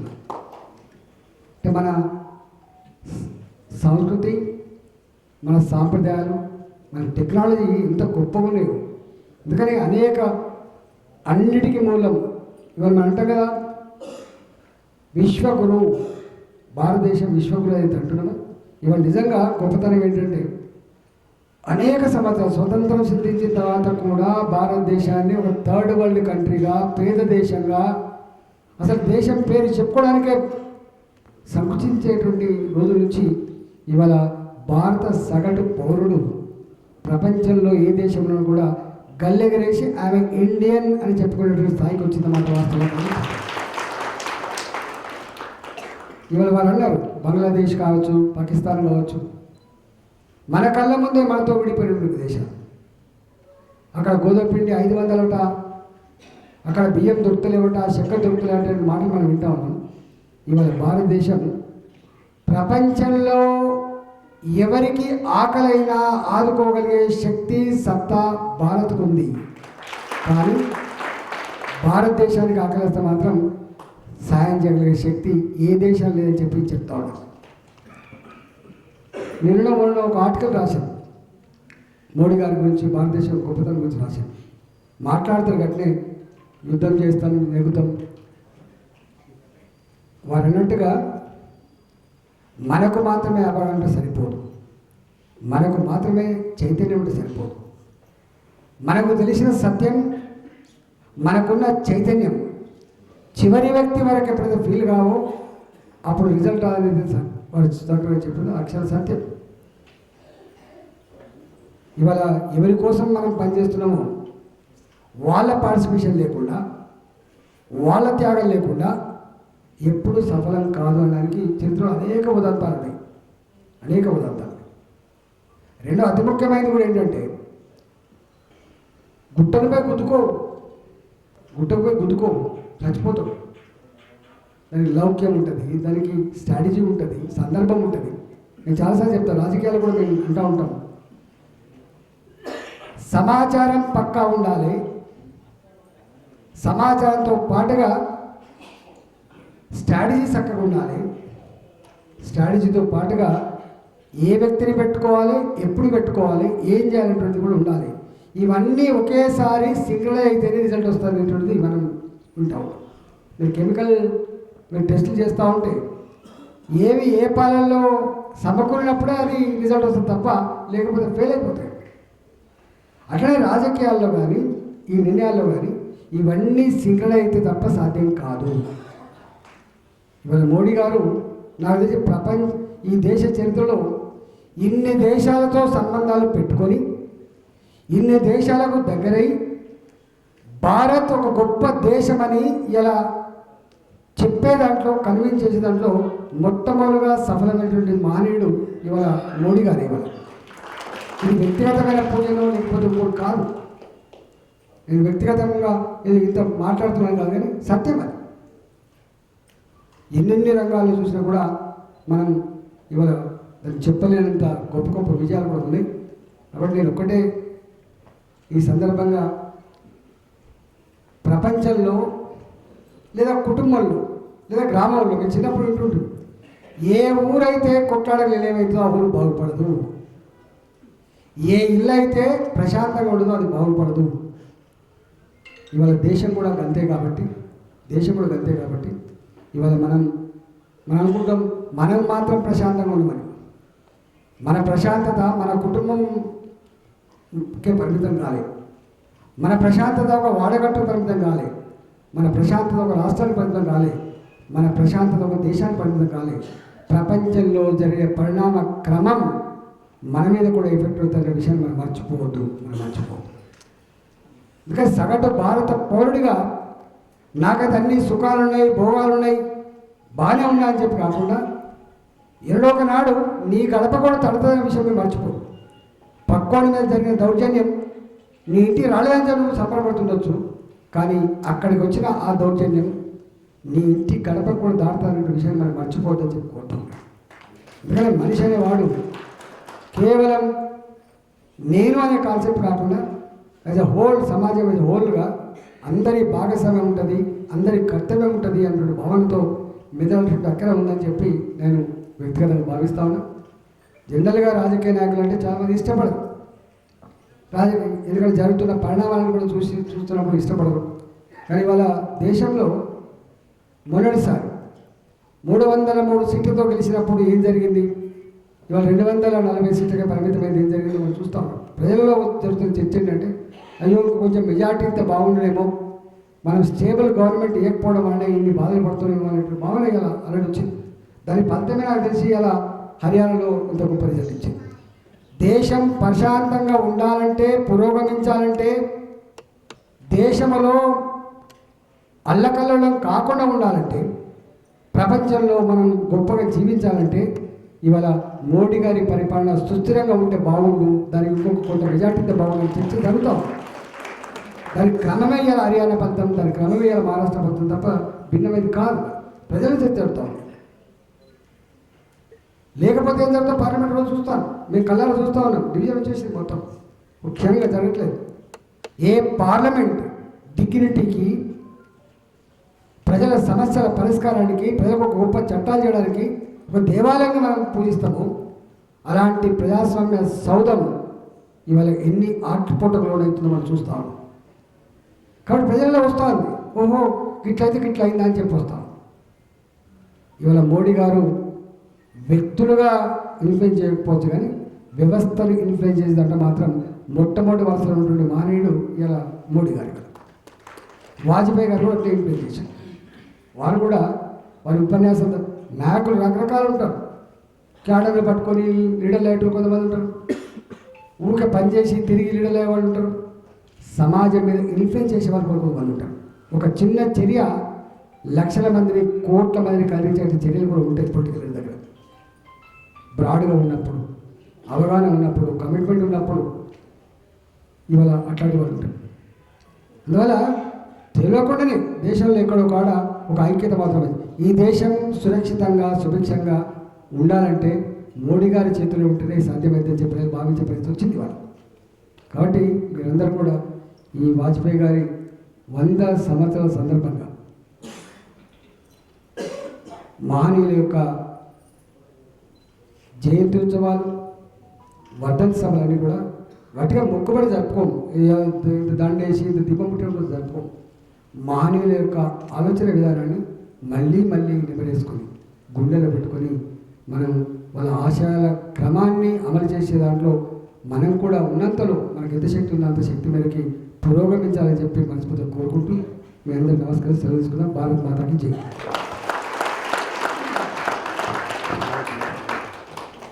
ధన్యవాదాలండి. అలాగే వారికి వేరే కార్యక్రమంలో వెళ్తారు. మిగిలిన వాళ్ళందరూ కూర్చోండి. కొన్ని ప్రశ్నలు ఉన్నాయి, దానికి రాకా సుధాకర్ గారు సమాధానం ఇస్తారు అనేటువంటి అభిప్రాయం ఉంది.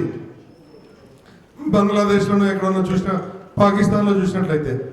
అలా కాకుండా నెక్స్ట్ జనరేషన్ మన పిల్లలు కానీ వాళ్ళు కానీ ఒక 20 years తర్వాత సేఫ్గా ఉంటారా అనేటువంటి అనుమానము అందరికీ కలుగుతుంది. కాబట్టి దానికి డెమోగ్రఫిక్ చేంజెస్ ఇదంతా కూడా కారణం. ఒక వర్గం వాళ్ళు చాలా ఎక్కువ మంది అయిపోతున్నారు, వాళ్ళు మనతోటి శత్రుభావనతో ఉంటున్నారు.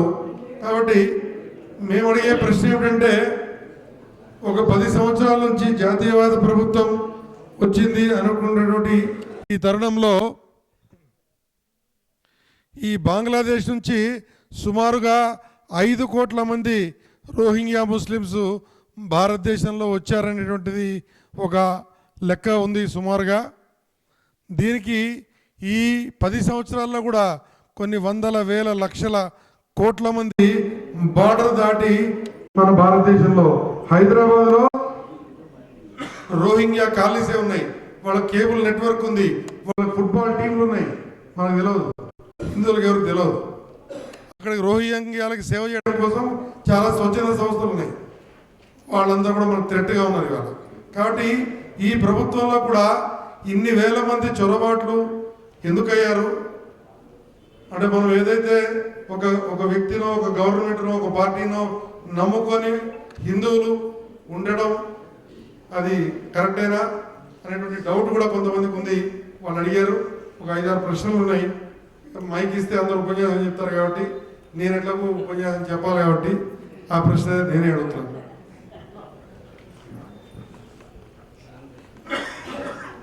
చాలా మంచి ప్రశ్న. అయితే దీనికి సూక్ష్మంలో జవాబు ఇవ్వాలంటే, ఈ బంగ్లాదేశీ కాలనీస్ కానీ లేకపోతే రోహింగ్యా కాలనీస్ కానీ మన మధ్యలో రావడానికి కారకులు ఎవరండి? వాళ్ళకి ఆధార్ కార్డులు వస్తున్నాయి, లేకపోతే వాళ్ళకి ఓటర్ జాబితాలో వాళ్ళ పేరు వస్తుంది. కారకులు ఎవరు? స్థానిక ఎంఆర్ఓలు, స్థానిక తహసీల్దారులు, లేకపోతే స్థానికంగా ఉన్నటువంటి ప్రభుత్వ అధికారులు. వాళ్ళు ఎవరు? ఈ జాతిని ఈ దేశాన్ని కాపాడతామని ప్రతిజ్ఞ చేసి వచ్చినటువంటి వ్యక్తులు బాధ్యతను విస్మరిస్తే ఒక మోదీ దాన్ని సరిదిద్దగలడు అని మనం భావించగలం. ఒకటి, హైదరాబాద్లో రోహింగ్యా కాలనీ ఉంది అని చెప్పిన తరువాత మొట్టమొదట హైదరాబాద్లో జరిగినప్పుడు జిల్లా కలెక్టర్ గారు, హైదరాబాద్ జిల్లా కలెక్టర్ గారు వాళ్ళు శరణార్థులు, వాళ్ళ ఐక్యరాజ్య సమితి యొక్క రికగ్నైజ్డ్ శరణార్థులు అని చెప్పి వాళ్ళకి రిలీఫ్ మెటీరియల్ ఇవ్వడం న్యాయబద్ధము అని చెప్పి రిపోర్ట్ పంపారు. అంటే ఆ జిల్లా కలెక్టర్ గారు అద్భుతమైనటువంటి ఎంట్రన్స్ టెస్టులు రాసి, ప్రిలిమ్స్ అని, ఫైనల్స్ అని, ఇంటర్వ్యూస్ అని ఇవన్నీ రాసి రూల్స్ అన్నీ వేళ్ల మీద ఉండాల్సినటువంటి జిల్లా కలెక్టర్కి భారతదేశము ఐక్యరాజ్య సమితి యొక్క రెఫ్యూజీస్ ఒప్పందం మీద సంతకం చేయలేదు, ఇండియా ఇస్ నాట్ అ సిగ్నిటరీ అన్న విషయము జిల్లా కలెక్టర్ స్థాయి వ్యక్తికి తెలియలేదు. ఇది హైదరాబాద్ సంగతి చెప్తున్నాను. కాబట్టి గమనించవలసిన విషయం ఏంటంటే మన అవగాహన రాహిత్యమే ఇంతమంది రావడానికి కారణం. రెండవది, హైదరాబాద్లో ఎక్కడున్నారో మనందరికీ తెలుసు, బెంగాల్లో ఎక్కడున్నారు, జమ్మూలో ఎక్కడున్నారు. కంప్లైంట్ ఎవరు ఇవ్వాలి? మోదీ ప్రభుత్వం ఏం చేసింది, లేకపోతే 10 ఏళ్ళుగా ఏం జరిగిందని అడుగుతున్నాం. కానీ why did we not complain? Why are we not complaining? Rohingya football అనేది చాదర్ఘాట్ బ్రిడ్జ్ దగ్గర వాడు బోర్డు పెట్టినప్పుడు, లేకపోతే మన సాలార్జంగ్ మ్యూజియం దగ్గర బోర్డు పెట్టినప్పుడు దానిని చింపడానికి ఒక్క హైదరాబాద్ నివాసి సిద్ధం ఎందుకు కాలేదు? 1 కోటి మంది నివసించే హైదరాబాదులో రోహింగ్యా ఫుట్బాల్ క్లబ్ అని రాసినటువంటి పోస్టర్ని చింపడానికి సాహసం చేయనటువంటి జాతికి రోహింగ్యాలు వచ్చేస్తున్నారు అని అడిగే హక్కుందా? కాబట్టి పోరాటము ఎవరు ప్రారంభించాలి? ప్రభుత్వాలు కాదు. కంప్లైంట్ చేయడం లేదు. అస్సాంలో ఒక ఒప్పందం వచ్చింది, IMDT యాక్ట్ అని ఒక యాక్ట్ వచ్చింది, దాన్ని కోర్టు కొట్టేసింది, అది వేరే విషయము. ఆ యాక్ట్ ప్రకారము కంప్లైంట్ చేయాలి. మీరు కంప్లైంట్ చేసిన తర్వాత పోలీసులు దర్యాప్తు చేస్తారు. అస్సాంలో ఈ చట్టం చాలా కాలం అమల్లో ఉంది. కంప్లైంట్ చేయలేదు. అస్సాంలో విదేశీయులకు వ్యతిరేకంగా 10 సంవత్సరాలు 1979 to 1985 పోరాటం జరిగిందండి. ఆ పోరాటం ద్వారా కాలేజీ హాస్టల్స్లో ఉన్నటువంటి విద్యార్థి నాయకులు నేరుగా ముఖ్యమంత్రులు అయిపోయారు. ప్రఫుల్ల కుమార్ మహంతో, భృగు కుమార్, ఫుకన్, అతుల్ కుమార్ బోరా, భరత్ నరో, వీళ్ళందరూ మంత్రులు అయ్యారు. The problem is not a single complaint has been lodged till now that so and so is a foreigner. నేను కంప్లైంట్ చేయను, మోదీ వాళ్ళని గుర్తించాలి. ఇది ఎలా సాధ్యమవుతుంది? కాబట్టి సమాజంలో ప్రశ్నలు వేయడం ఎప్పటి వరకైతే ప్రారంభం కాదో అప్పటి వరకు ప్రభుత్వం ఎవరిదైనా బంగ్లాదేశీ చొరబాటుదారు ఈ దేశంలోకి వస్తాడు. హైదరాబాదులోని చార్మినార్ ప్రాంతంలో బంగారానికి మెరుగుపెట్టి బంగారు ఆభరణాలు తయారు చేస్తున్నటువంటి వాళ్ళలో 70% బంగ్లాదేశీ మూలానికి చెందినటువంటి వాళ్ళు. వాళ్ళ ఫుట్బాల్, క్రికెట్ మ్యాచెస్ అవుతాయి. మనందరము, మనలో కొందరికి బంగారు దుకాణాలు ఉన్నాయి, అవి చార్మినార్లోనే ఈ కొత్త కొత్త మోడల్స్ తయారవుతాయి. కొనేవాళ్ళకి బంగ్లాదేశీలు చేస్తున్నారన్న బాధ లేదు, అమ్మేవాడికి బాధ లేదు, కేవలం మోదీ గారు చేయాలి. ఒకసారి ఆలోచించండి, ఇది ఎవరి బాధ్యత? దీన్ని గుర్తించి పాయింట్అవుట్ చేసేటటువంటి పని మనము చేయనంత వరకు ప్రభుత్వాలు చేస్తాయని ఆశించడం. అది మోదీ కావచ్చును, యోగి కావచ్చును, లేకపోతే బీజేపీ కావచ్చు, ఇంకో పార్టీ కావచ్చును. ప్రజలు ఈ ప్రశ్నని అడగనంత వరకు జరగదు. ఈరోజు అమెరికాలో, జర్మనీలో, బ్రిటన్లో ఈ ప్రశ్న వేస్తున్నారు. ఈ ప్రశ్న వేస్తున్న కారణంగా ఫ్రాన్స్లో బుర్ఖాని బహిరంగ ప్రదేశాల్లో నిషేధించారు. స్విట్జర్లాండ్లో ప్రజలు ప్రశ్నించారు కాబట్టి మీనార్లను తొలగించారు, మీనార్లకు మైకులు పెట్టడానికి వీల్లేదన్నారు, బహిరంగ ప్రదేశాల్లో హిజాబును నిషేధించారు. ప్రజలు పోరాడారు కాబట్టి మనం పోరాడము, ఇంకెవరో చేయాలన్నటువంటి ఆలోచన ఏదైతే ఉందో దీనివల్ల సమస్య పరిష్కారం కాదు.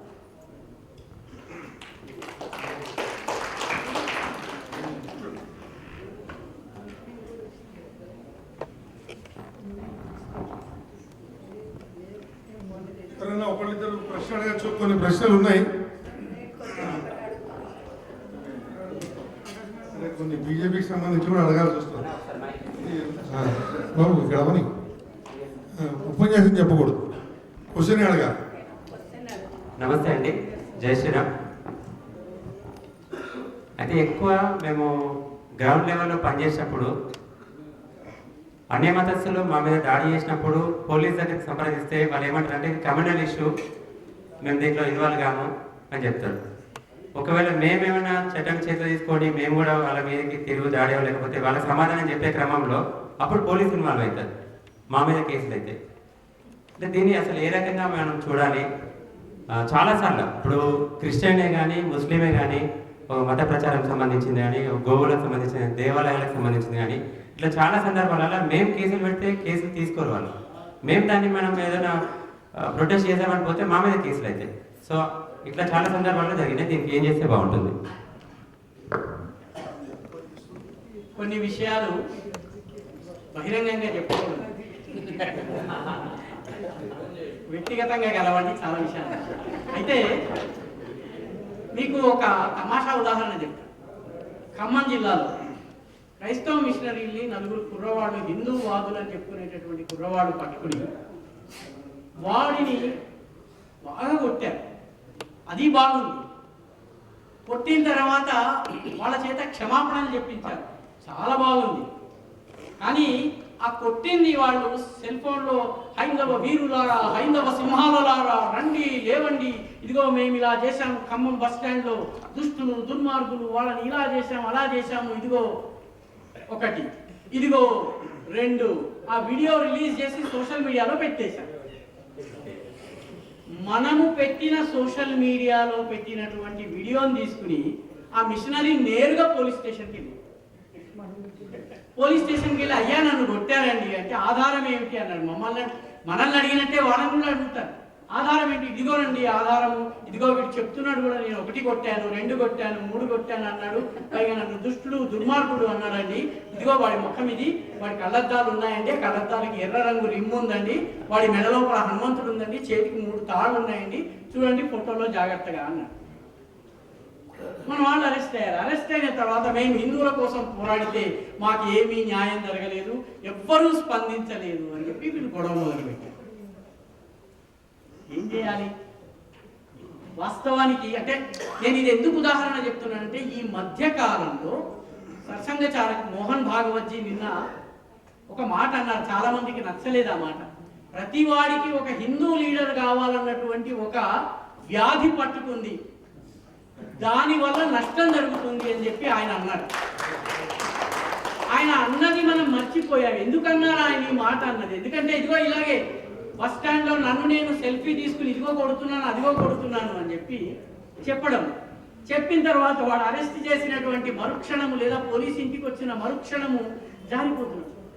అంటే సోషల్ మీడియాలో మన యొక్క కంటెంట్ ఎలా ఉండాలి, మనం వాడే పదజాలం ఎలా ఉండాలి, లేకపోతే సోషల్ మీడియాలో ఎటువంటి ఫోటోలు పెట్టాలి, ఎటువంటి ఫోటోలు పెట్టకూడదు. ఇందాక నేను చెప్పినప్పుడు యుద్ధంలో చాలా అద్భుతమైనటువంటి ప్లానింగ్ చాలా అవసరము అని చెబుతూ చాలా సందర్భాల్లో హడావిడి పడడం కాదు, దిల్ మే ఆగ్ పర్ దిమాగ్ ఠండా అన్నటువంటి మాట చెప్పాను. చాలా సందర్భాల్లో మనకి సమస్యలు రావడానికి కారణం ఏంటంటే దిల్ మే భీ ఆగ్ దిమాగ్ మే భీ ఆగ్, దీనివల్ల మనకి సమస్య వస్తుంది. కాబట్టి మిత్రులారా, కొన్ని వ్యూహానికి సంబంధించినటువంటి అంశాలు ఏవైతే వ్యక్తిగతంగా మాట్లాడాలి, ముఖ్యంగా మైక్ ముందు అసలు మాట్లాడుతున్నాం. ప్రశ్న కూడా రాకూడదు, జవాబు కూడా రాకూడదు. నేను మిమ్మల్ని ఛాలెంజ్ చేస్తున్నాను, ఓవైసీ ప్రసంగాలు 1 నెల రోజులు ఆయన చేసిన ప్రసంగాల్ని మీరు దయచేసి తీసుకోండి. లీగల్గా ఆయన మీద కేసు పెట్టడానికి మీకు ఒక్క ఆధారం దొరకదు.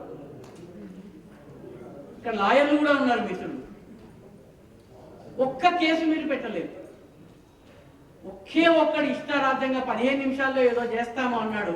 వాడు సంగారెడ్డి జైల్లో పాపము చిప్పకూడు తినాల్సి వచ్చింది. కానీ వీడు దొరకడం లేదు మీకు. సో దిల్ మే ఆగ్ దిమాగ్ ఠండా, ఈ సూత్రాన్ని మనము జీవితంలో నిత్య జీవితంలో ఆచరించవలసిన అవసరం ఉంది. అది జరగనంత వరకు చాలా సందర్భాల్లో మనం ఏదో ధర్మం కోసం వెళ్తున్నాము అని చెప్పి మనమే ఇబ్బంది పాలవుతాము. కేవలము పద్మవ్యూహంలో ప్రవేశించడం ఒక్కటే తెలిసినటువంటి వాడు అభిమన్యుడు అవుతాడు. పద్మవ్యూహంలో ప్రవేశించడమే కాకుండా బయటకి రావడం కూడా తెలిసిన వాడు దేవేంద్ర ఫడ్నవీస్.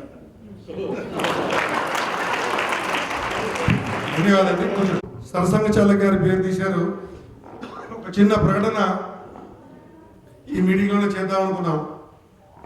వారు కనీసం 3 పిల్లల్ని కనాలి అనేటువంటి విషయాన్ని కూడా ఒక 2-3 వారాల క్రితం ఒకసారి చెప్పారు ఒక సందర్భంలో. ఏమంటే మన వాళ్ళు హిందూ వీరులు అనుకునే వాళ్ళు కొంతమంది ఈ టైగర్లంతా మొదలయ్యారు. 3వ పిల్లోడు అయితే ఎట్లా, ఖర్చులు ఎక్కువ కావా, పైసలు ఎవరు ఇస్తారు, ఆయన ఇస్తాడా, రకరకాల వ్యాఖ్యలు చేయడం మొదలుపెట్టారు. సరే, అది కొంత వాస్తవం కూడా ఉండొచ్చు. దానికి మేము ఈ శాఖ అయిన తర్వాత మాట్లాడుతూ మూర్తి గారు, మేము, శ్రీనివాస్ గారు అందరం కూడా చర్చిస్తూ ఉన్న తరుణంలో ఏమంటే ఒక షాప్ అయిన నేను లాస్ట్ 10 yearsలో కనుక 3 పిల్లలు ఎవరైనా వచ్చినట్లయితే నేను 2% డిస్కౌంట్ ఇవ్వగలుగుతాను అన్నాడు. ఇమీడియట్గా ఒక పాల వ్యాపారి నేను 2.5% డిస్కౌంట్ ఇస్తాను, నాకు మిగిలేదే 4%, ఒక 0.5% ఖర్చులు అవుతాయి, 1% తోటే నేను వాళ్ళ దగ్గర ఎక్కువ లాభం తీసుకోను కాబట్టి అని ఆయన కూడా ప్రకటించాడు. ఒక స్కూల్ ఓనర్ గారైతే 3 పిల్లలు కనుక ఉన్నట్లయితే 3వ పిల్లవాడికి సగం ఫీజే తీసుకుంటాను నేను. ఒకవేళ 3 ఆడపిల్లలు అయితే 3వ పిల్లకి ఫ్రీ. ఇది వారు ప్రకటించినటువంటి గొప్ప వ్యక్తి మన మావూరు సూర్యనారాయణమూర్తి గారు. మన సభలో ఉన్నారు. వారి సోదరుడు ఇద్దరు కూడా ఈ 2 పాఠశాలలు కూడా ఆ విధంగా అవలంబిస్తున్నారు. ఇలా మేము కాంట్రాక్ట్ చేస్తున్న తరుణంలో ఒక 30 మంది ఒప్పుకున్నారు. అందులో సుమారుగా ఒక 25 మంది వాళ్ళ దుకాణం ముందు బోర్డు కూడా పెడతామన్నారు. మేము కూడా ప్లాన్ చేస్తున్నాం ప్రాపర్గా దీన్ని ఎలా లాంచ్ చేయాలి, ఏ పెద్దల సలహా తీసుకొని దీన్ని సమాజంలోకి ఎలా తీసుకెళ్ళాలి. భారతదేశంలో మొట్టమొదటిగా 3 పిల్లలుంటే ఈ రకంగా సమాజము సహకరిస్తుంది అని చెప్పేది మల్కాజ్గిరి ప్రారంభమవుతుందని నేను గర్వంగా చెప్తున్నాను. మా దగ్గర ఒక డాక్యుమెంట్ రైటర్ ఉన్నాడు. ఆయన కూడా ఏమన్నాడంటే నా ఛార్జెస్లో 3 పిల్లలు ఉంటే కనుక 10% డిస్కౌంట్ ఇస్తాను అని చెప్పాడు. అయితే మూర్తి గారి చెప్తున్నటువంటి తరుణంలో మనవాడే కూడా అడుగుతాడు, మనకు తెలివి ఎక్కువ కదా.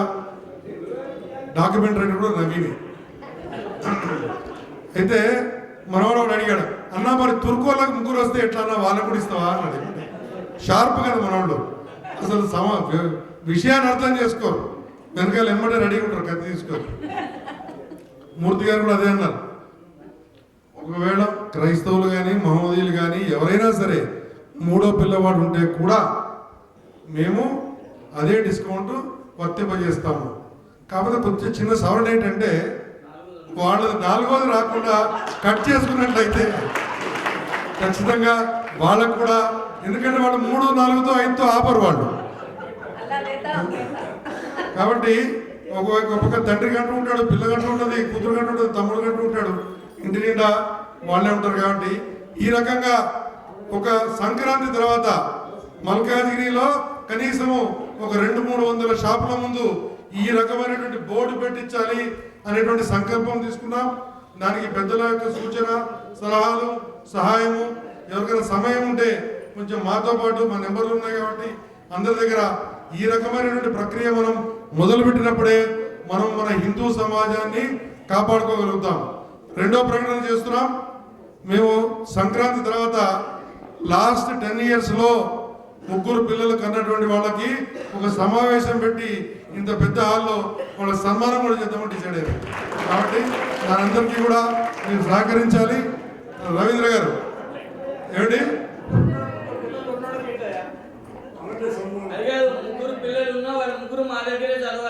అదే మాధవరావు గారు, మీరు 70 ఏళ్ళు, ఇప్పుడు మీరు ఆ ప్రయత్నం చేయకండి. ఏమనుంటే కుర్రాళ్ళు చేస్తారు ఆ ప్రయత్నం, మనం వదిలేద్దాం, మన వయసుకు తగ్గ పనులు చేద్దాం. రవీంద్ర గారు క్వశ్చన్ అడిగాడు, ఇది వాస్తవం అండి. ఖచ్చితంగా దీనికోసం మనం ప్రయత్నం చేద్దాం.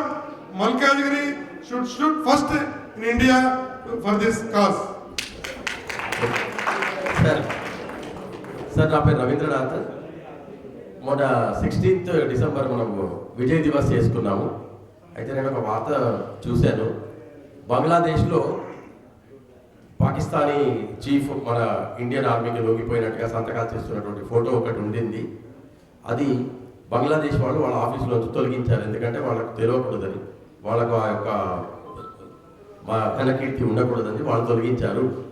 అట్లాగే మన దేశంలో కూడా ఆర్మీ ఆఫీసులో ఆ ఫోటో తొలగించారు అని ఒక ప్రముఖ ఛానల్, వీడియో ఛానల్ చూశాను నేను. అది నిజమేనా? మళ్ళీ పెట్టేశారు. మన దేశంలో అయితే మళ్ళీ పెట్టేశారు. పెట్టేశారు. Thank you.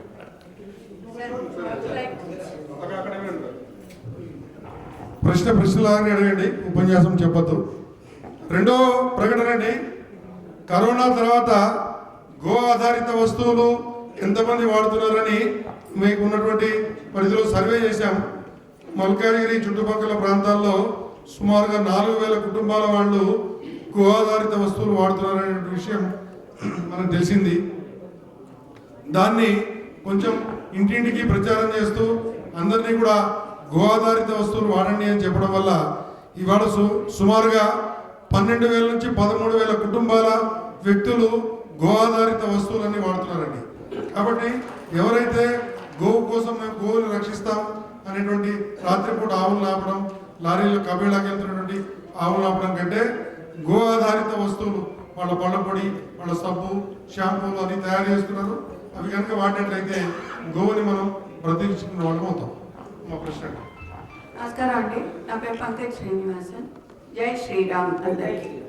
Sir, I have been very conservative and very broad-minded, also being an army-man's daughter. And I have been looking into the Hindutva for many years, which is inborn with me from my forefathers. But what my question is, when there was an Antarvedi chariot Lies in your question itself. I must compliment you and the 3 or 4 workers who have taken upon themselves the responsibility of fighting for the Hindus who have been arrested in the Antarvedi case.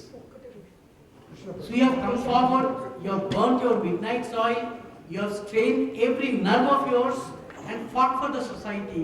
And I personally feel, unless and until every Hindu owns up the responsibility of all other Hindus and fights for the Hindu causes,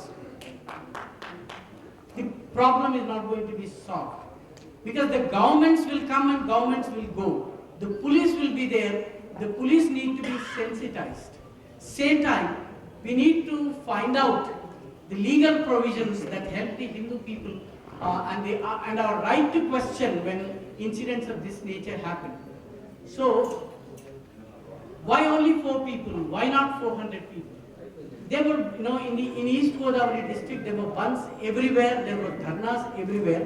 East Godavari is the district where this incident happened. Antarvedi, in fact, I am a damad of Antarvedi region. So I am closely connected with what goes on there. And the conversion there is almost 100 years old. Most of the Christians that you find in East and West Godavari, there are families which are Christians for last 6 or 7 generations. And reconversion is a very difficult thing. One of the best answers to issues like Antarvedi is to strengthen our resolve to reconvert those people and bring them back to Hindutva. You'll feel very happy to note that every year more than 10,000 people are being brought back to Hinduism from Christianity in East and West Godavari districts alone. And this has been happening for the last 7 years. There is an organization which goes by the name Samvedana Seva Samiti. Samvedana, yes sir. Samarasata Seva Manch Foundation. SSF, Samarasata Seva Manch, has been doing great service. I personally know of a teacher who is collecting money and who is setting up Hanuman temples in the Dalit Waras of East and West Godavari district. Her resolve is to install 108 Hanuman statues in East and West Godavari district alone. And last time when I met her, she came to console me after my son's demise, and I asked what is the score. She said 79. She has been collecting money, getting the statues made, carved out, and then she is installing art by herself. No puja, nothing. It is the local people who do the puja. But she goes and installs a statue of Hanuman. Because Hanuman bhuta pichach nikata nahi aave Mahavira jab naam asmara. So she knows that if there is a Hanuman statue in an upekshita basti, bhuta pichach nikata nahi aave. So what we need to do is, many a time the solution to the problem does not lie in taking on head on, but then creating strategies whereby we can build up a pincer movement and ensure that the enemies of the country, or the people who are opposed to our dharma, or people who are trying to create communal discord, they are isolated, they are weakened. There are different ways of fighting. Samrastha Seva Foundation is doing human service. Then this lady that I am speaking about, she has so far installed 79 Ganesha statues in East and West Godavari. And there are many other people who are going and organizing bhajans in those areas. Lot of people are coming back to Hindu Dharma, and many people who are coming back to Hindu Dharma, they have very interesting stories to tell you why they became Christians. I personally know of a Sri Krishna temple in a village called, I think, Sakinetipalli. Krishna Mandir in Sakinetipalli. I went to that village. That village has Dr. Hedgewar's statue installed right in front of Lord Krishna's statue. So the people there know RSS, no RSS ideology, they subscribe to the ideology, and they've installed Dr. Hedgewar's statue. I felt very happy visiting the temple, and then I asked the question, are Dalits allowed into this temple? The reply was, why will we allow them? What is the use of installing Dr. Hedgewar's statue if you are not ready to allow your own brethren to enter into the temple? So the change has to come from within. A person who has set fire to Antarvedi temple must have been a Hindu some generations ago. Why was he allowed to become a Christian? It is because of our mistake. So while we fight the legal battle, while we fight the battle with the police, while we fight with all the authorities who are insensitive and who have been directly or indirectly encouraging Christianity, we also need to remember that the society is also equally responsible because it is insensitive to your own brethren. And we are doing nothing. So I think this is what we need to do. Closing a church is very easy. You close a church here in a function hall, tomorrow they will construct a 2-storied building and have their churches. Of course, my friend is known as Church Ramakrishna, he is known for that. But then closing of a church is no solution, friends. We have to create a situation where there are no churchgoers at all. So when we do it, let them pay for the function halls, let them hold their suvartas, nobody will go and listen to them. I think this is the answer. Thank you, sir.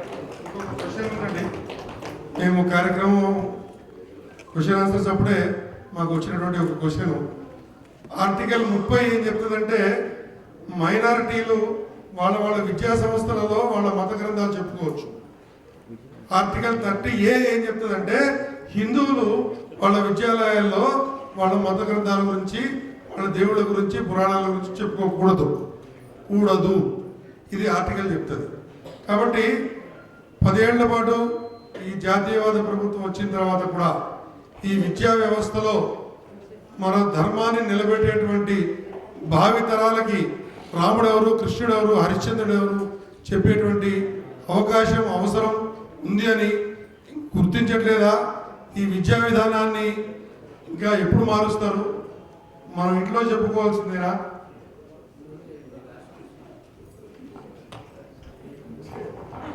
WhatsApp university నమ్మితే జరిగేది ఇదే. Article 30A అనేది రాజ్యాంగంలో లేదు. రాజ్యాంగంలో article 30A లేదు అన్న విషయం కూడా మనకి తెలియదు.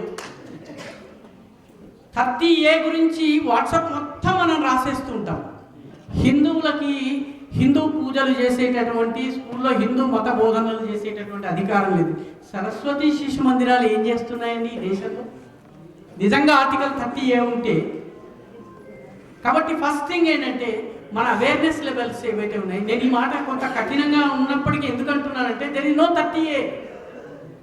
ఆ 30 ఏదైతే ఉందో article 30 gives some facilities to the minority communities to set up their educational institutions. మత ప్రచారం చేసేందుకు కాదు, విద్యా బోధన చేసేందుకు వాటికి అవకాశం ఇచ్చారు. వాళ్ళు ఫాలో అవ్వవలసినటువంటి సిలబస్ స్టేట్ గవర్నమెంట్ సిలబస్ మాత్రమే, అంతకు మించి వేరే ఏది చేయరు. ఓవైసీ గారి ఇంజనీరింగ్ కాలేజీలో మత ప్రచారం జరగదు. మిగతా కాలేజీలో ఏ ఇంజనీరింగ్ సిలబస్ ఉంటుందో అదే సిలబస్ ఉంటుంది. దయచేసి దారుస్సలాంకి వెళ్ళి మనం చెకప్ చేసుకోవచ్చు. చాలామంది హిందూ పిల్లలు కూడా చదువుతున్నారు అక్కడ, అడగచ్చు మనం.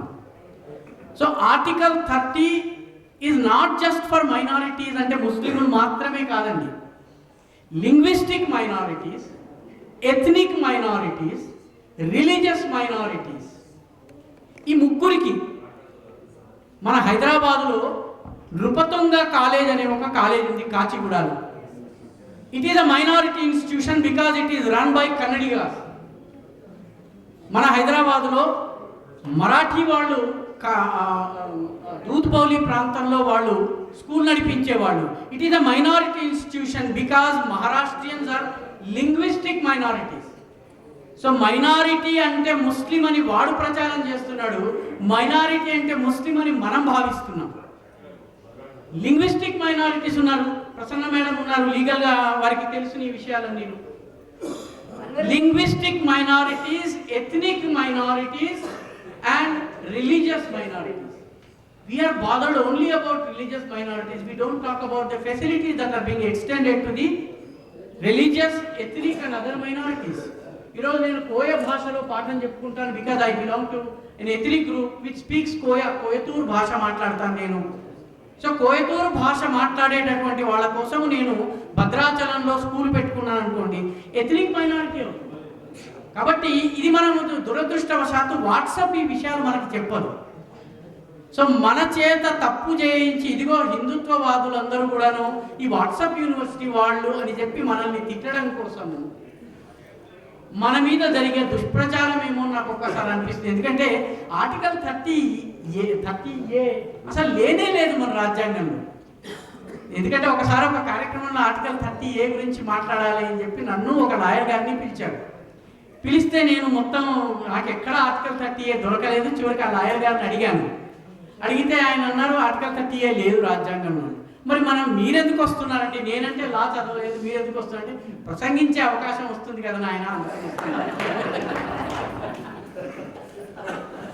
ఒకసారి I just want to bring Ramakrishna చెప్పింది పీపుల్స్ యాక్షన్, ప్రజలు ఏం చేయాలి, ఈ హిందూ పాపులేషన్ పెంచడం కోసం ప్రజలు ఏం చేయాలనేది రామకృష్ణ చెప్పినటువంటి సలహా. If we allow more than 2 children క్లాజ్ని కనుక అలౌ చేస్తే పురాణాపులకి అటువైపు లాభం ఎక్కువ ఉంటుంది, ఇటువైపు లాభం తక్కువ ఉంటుంది. Last question Moula Ali. సమాజం ఎదుర్కొంటున్న ప్రధాన సమస్య మత మార్పిడి. ఒకవైపు క్రిస్టియన్లు, ఒకవైపు ముస్లింలు లవ్ జిహాద్ పేరుతో కానీ ఇంకేదో పేర్లతో కానీ మన వాళ్ళే వాళ్ళ దర్గాలకు ఎక్కువ వెళ్ళడం, ఇవన్నీ మనం చూస్తున్నాం.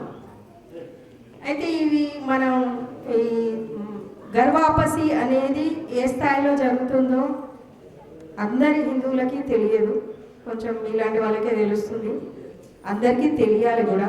ఇంకొకటి ఏంటంటే ఈ మత మార్పిడులు జరగకుండా ఉండాలి అంటే మనం కూడా మత మార్పిడులు చేస్తే ఎలా ఉంటుంది?